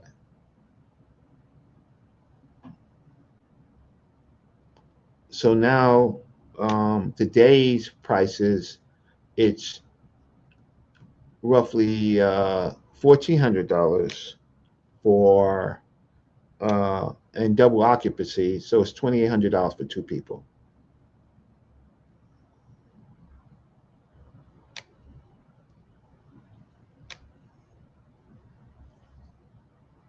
So if I let's see. So great, I got one Cash App, and I appreciate that. And who is that from? Hmm. Well, I know Demetrius gave me a Cash App earlier this week, and let's just say today somebody did it, just didn't pop up. But how Cash App works. Oh, Christine, Naja, thank you so much. Thank you so much. So I got one Cash App for today. And does anybody, if you put on the chat, does anybody want to come online so I can decide if I want to talk to you? And if you want to, I mean, anybody that's donated to me, they are welcome. Silent to God, Silent K, man, thank you for, um, yes, Silent K. Zeus is literal. Zeus is literal. But the person that I'm dealing with is attacking Kemet. But Zeus is literal. Apollo's literal. They're all literal, but not in house, not in the conscious community, because they want to do what you call they're not even doing blackology. They're doing it's fan base. Okay, so my channel is gonna grow. It doesn't really matter. Um, but and it's gonna go into search engines, and that's most and my and it might and it can be critiqued. It's peer reviewed. What's this? Dash a rap. The Greco Copts copied the Osiris Horus portion into Christianity. True. But if they copied it, was it literal?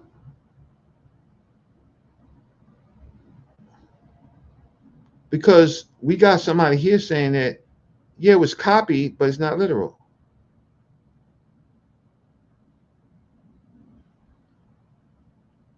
Texas, you're absolutely correct. So I'm leaving a record because you don't drag me into a debate and I take a gentleman's debate and then you lose and then you get out there and you don't explain your situation. Instead of explaining his situation, he wants to try to critique me and my sources. I got writing.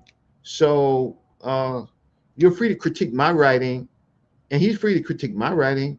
But if he ain't got no writing himself, he's a clown.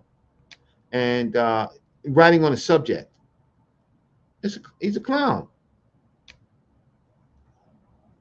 right? Circus, circular, right? And if you ever see me, met me, uh, when I make a critique, I stand on it. Okay, so does anybody want to come on, put your name in the chat so I can see who you are? I don't, these days, I don't talk to everybody. I don't talk to everybody. One is you get to talk to me for free, right? That's fine. And at the same time, um, and if you talk to me, please have some sources, and let's talk about Coptic Christianity and magic spells, right?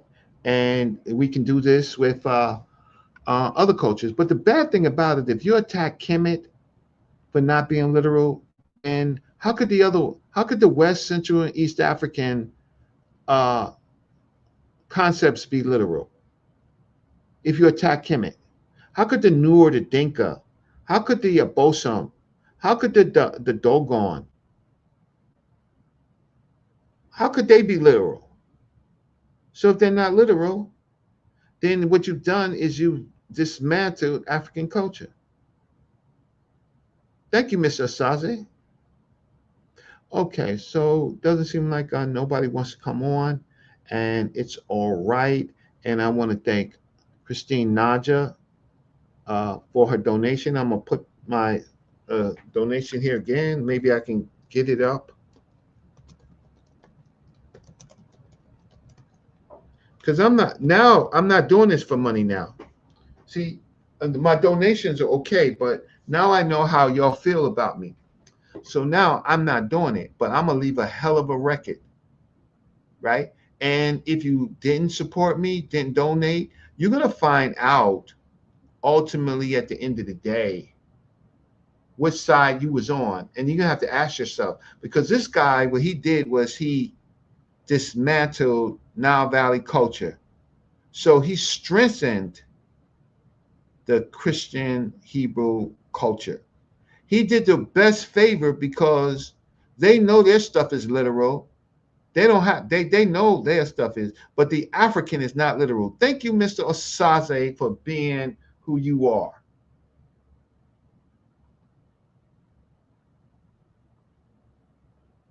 Thank you, Mr. Osaze, for exposing yourself. And you know what? You never put it in writing because once you put it in writing so the academia can see it, then you're gonna get what you're gonna get. You're gonna get peer reviewed. So right now he's protected. He was the Mayweather. Now he got a stake on his eye, right? So what did I say in here that anybody wants to talk about? Do you want to argue with me with Coptic magical texts, or we could talk about more of them?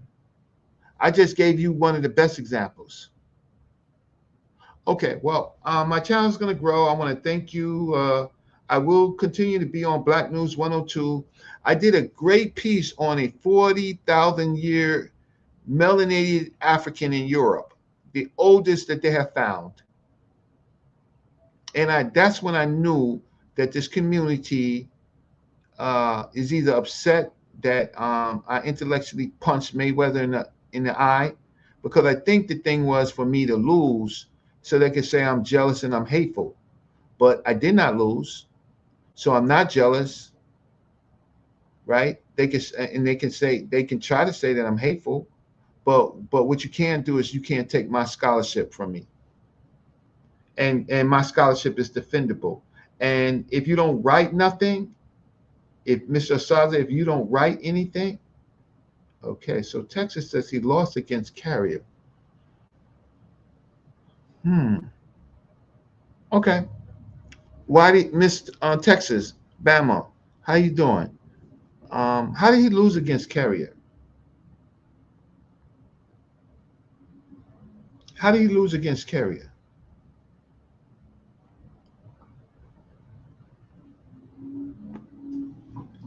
So he lost against Carrier because a PhD who was was arguing with a novice promoted by our channels, and the PhD was arguing that Mr. Osaze kept moving the goalposts, and he didn't know what what was Osaze defending or not. He was just talking. So let me go to this debate. Where's this debate on YouTube? Okay, let's go to this debate YouTube. Let's see if this comes up. Okay. Okay, so this is Jabari Osaze versus Dr. Richard Carrier. Okay, and this is okay. Oh, picture of Reggie came up on the stream. So how many? This is 9 minutes. Let's see something. So is Christianity crafted out of Kemet myths? Okay, so y'all went for that. Y'all didn't see that though. Um, so Kemet only had myths, but Christianity is a real religion. It didn't say it's Christianity crafted out of Kemet spirituality or Kemet religion. It said Kemet myths. Thank you, Mr. Osaze. Sure, you are. So they say. That's Brother Garfield's. So here, Dr. Richard Carrier challenges Jabari, and I think this is after the fact. I don't see the debate. Where is the debate? Is this it right here? 7 hours review. Who's doing a review? The New Torah movement. This is 9 minutes. So, where is it? Let's see. I don't know if it's up anymore.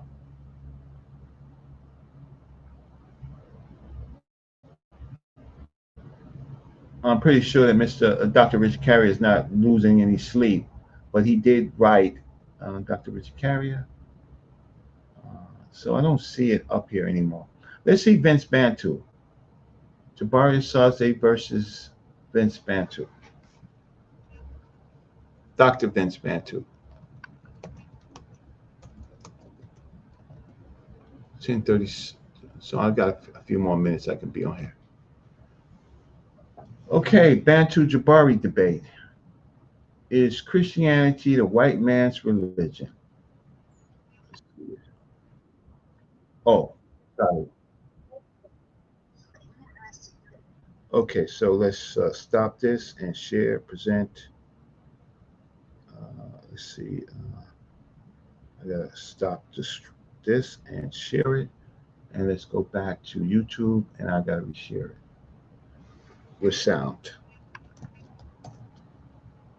And shout out to Uncle Kek.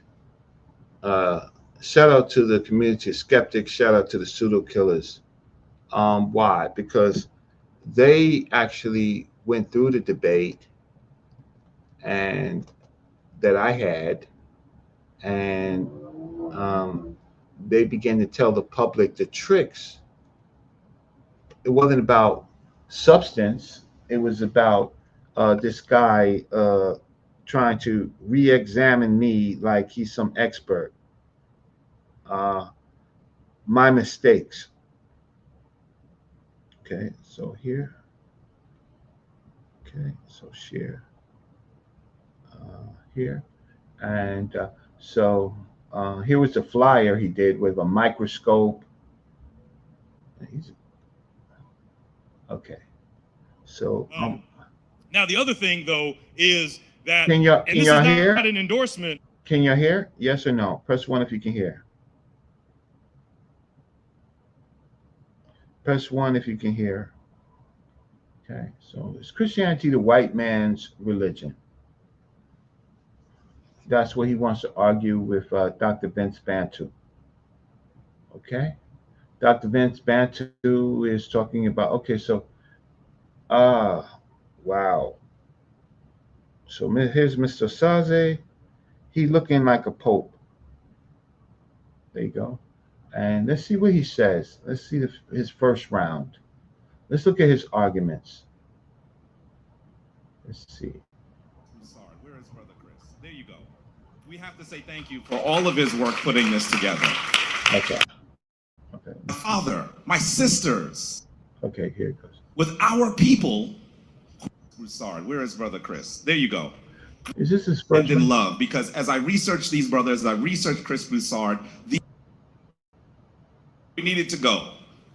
And I'm going to argue to you today, brothers and sisters, mothers and fathers, that that time is over. I have respect and admiration for ancestors like Frederick Douglass, Harriet Tubman, and Nat Turner. Christians who fought for our liberation. They are my ancestors as well as they are yours. But I must also say that I'm always thinking about an African proverb that says, after you use a boat to cross a river, you don't hoist it upon your back to climb a hill.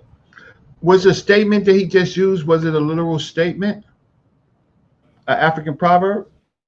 It is time for us to reevaluate those things that we have been given and take a very cold, clear-eyed view of the things that we do, because those people who sought to subjugate us, those people who sought to destroy us, gave it to us. That is as plain as I can make it.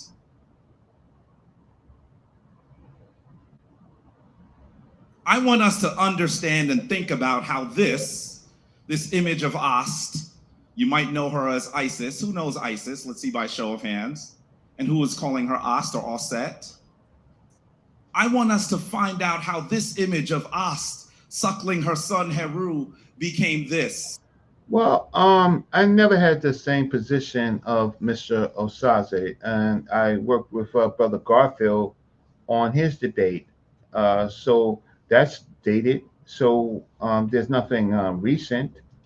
You might think I had the same position of him, but he doesn't have a position. He has nothing in writing. That's what we must study and understand. And I know that some of you are saying, that's not who I see when I pray. I get that. But I want you to understand that the institutions. Wait. So he sees that image when he prays? Oh, he's talking. I guess he's talking about the Jesus Christ. So what image does he see when he prays? Because they're not actual. That you are part of want you to see this image. There's a reason. Okay. So, the bones and the skin and the tears of our ancestors. Okay. I have 11 minutes left. Then you know that the papal bulls, the actual documents that come from the church, actually say that we will not only allow enslavement of our ancestors, but coordinate the enslavement of our ancestors. And then eventually those Christians decide that they should force us to be actual Christians. Take a look at this. It actually says, and this comes from Spanish friar Juan Marquez in his book, El Gobernado Cristiano. By the way, virtually everything I say will be cited. I may not mention the citation, but please look at the screen. He says, oh, who can be so blind as not to see the great mercies God has bestowed upon unlearned Negroes through slavery, bringing them into the power of Christian lords who have given them light, the light of the gospel. Was that literal? Is that a little statement? Okay, so okay. In a bloodless, costless manner. That's the story they do not want you to know. Take a listen. Of course, the sound isn't up. Let's start it once Here we go. What I want to say is, while this is a brother that I respect, there's the part that people don't tell you. Well, you have to take the journeys and learn the story. That was recently drawn of Taharka. supposed to be one of the last kings of Nubia, a proud African. Well, those things that he wrought were destroyed. Taharka is one of the last kings of Nubia? Did he just say that? Taharka was a king of Kemet and Nubia. He had the largest double kingdom, but he was not the last king. Did he say that? Destroyed by Azana. Both Ethiopia and Nubia fell because of what took place, the work of a Greek Syrian. What is he? This whole thing, I could skip through it. Okay, the issue is it's the white man's religion, so he's not talking about Kemet per se. So he's not talking about Kemet. He's talking. He's supposed to be representing Kemet, but he's not talking about really Kemet. Man, that's what happens. He becomes the bishop of Ethiopia. Let's move quickly. There's no way I'm going to get through all of this. This is a beautiful image, right, of a Native American man, right? Well, if we don't understand history correctly, this will actually seem like it makes sense. The Coptic period, that's like you saying that Donald Trump is a Cherokee. Wait, let me hear. Now, I want to say you're doing this unintentionally. You're doing the service of our oppressors. These are the images you should see. Here is King Narmer, the founder of Kemet. You can find a documentary on Kemet every day of the week, but you will never see an image of the man that put it together. His nose is wider than anyone in this room. Okay, so this is an academic debate about. You should watch it. You're a fan of his. You should watch it. Okay, so I just think this is a kind of a promotional type of debate. I don't think that it's a talk. It's more of a talk rather than anyway. That's just my point of view. That's a wrap. I mean about the Ntrw. So I'm going to.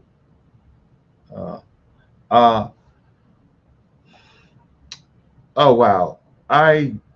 That's a wrap. About the Ntrw. Sometimes we mean the same terms, but when we explain it differently. How can I say? With thinking, when things are thought as existence, they are natures, right? So principles and concepts can be natures, right? But they're certainly literal. My issue is when I heard them say that the Ntrw were not actual. I never had that.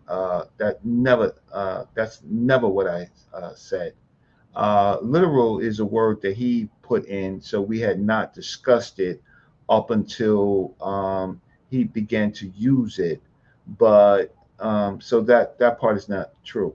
So just because we both study the subject, I look at it through the language. He looks at it through symbols. So with that said, I'm going to think I'm going to end this show. I want to thank everybody for coming, and I thank for the one Cash App that I got today. That's a start. That's a start. I didn't expect to get any. So, and I thank Demetrius the other day for the other contribution. My contributions are usually only about $5. But when you get hyped up and you should pay for the debates, those cost much more, right? And I had a debate, right? I'm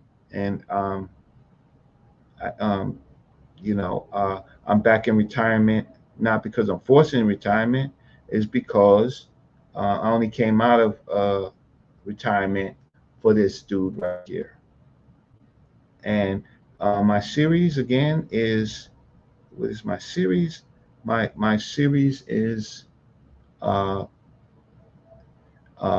at Mr. Osaze's methodology. So let me take this image off and see if I can put in my So keep watching the series. I think that you're going to learn something in this series. I think that I'm going to do a lot of religious comparative stuff. I think you're going to learn something. I think, share screen. Let's see, entire screen. So, share. I think that you're going to learn something. And again, I'm not doing this now. I'm not doing this for money. I'm doing this to put all my points down so that they won't change. So my series is against Jabari Osaze's failed methodology. And that is my series. And he can respond in writing. We already debated. So respond. You already got your promotional video on Sonetta. So let's see what academia says, and let's see what academia says about how I present my information and how you present yours. So with that said, I want to say good night. And I'll play my song, and there you go. Yeah.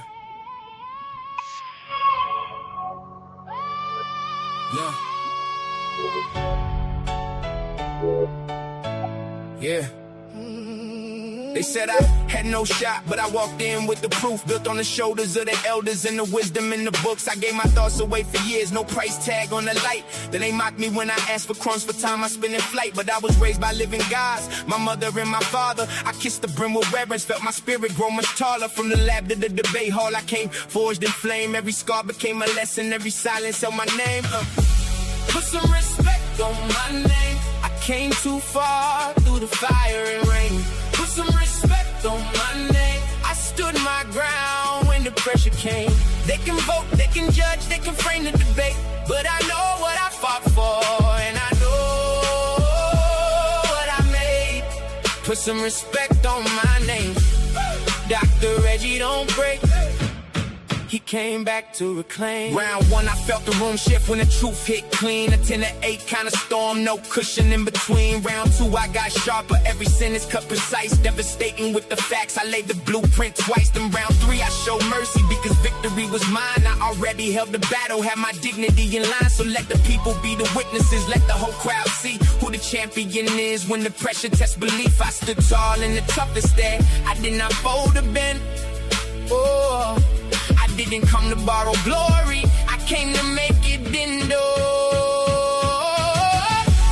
Put some respect on my name. I came too far through the fire and rain. Put some respect on my name. I stood my ground when the pressure came. They can vote, they can judge, they can frame the debate, but I know what I fought for, and I know what I made. Hey, put some respect on my name. Dr. Reggie don't break. He came back to reclaim. No one gave me a shot, so I became the shot. No one held the line for me, so I became what I got. If you ask who the champ is, let the record explain. I walked through the toughest room and left with my name.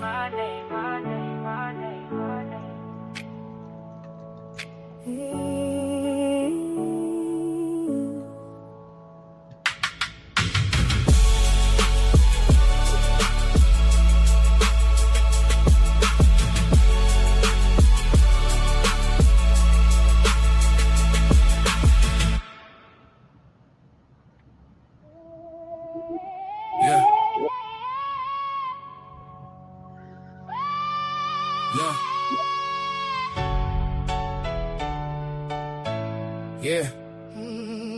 They said I had no shot, but I walked in with the proof, built on the shoulders of the elders and the wisdom in the books. I gave my thoughts away for years, no price tag on the light. Then they mocked me when I asked for crumbs for time I spent in flight, but I was raised by living gods, my mother and my father. I kissed the brim with reverence, felt my spirit grow much taller. From the lab to the debate hall, I came forged in flame. Every scar became a lesson, every silence held my name. Put some respect on my name. I came too far through the fire and rain. Put some respect on my name. I stood my ground when the pressure came. They can vote, they can judge, they can frame the debate, but I know what I fought for, and I know what I made. Put some respect on my name. Dr. Reggie don't break.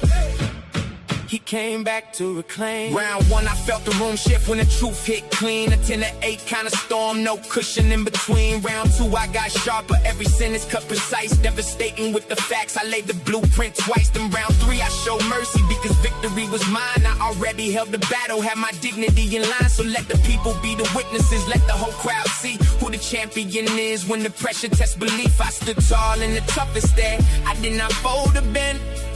Oh, I didn't come to borrow glory, I came to make it endo. Put some respect on my name. I came too far through the fire and rain. Put some respect on my name. I stood my ground when the pressure came. They can vote, they can judge, they can frame the debate, but I know what I fought for, and I know what I made. Hey, put some respect on my name. Dr. Reggie don't break. He came back to reclaim. No one gave me a shot, so I became the shot. No one held the line for me, so I became what I got. If you ask who the champ is, let the record explain. I walked through the toughest room and left with my name. My name, my name, my name, my name.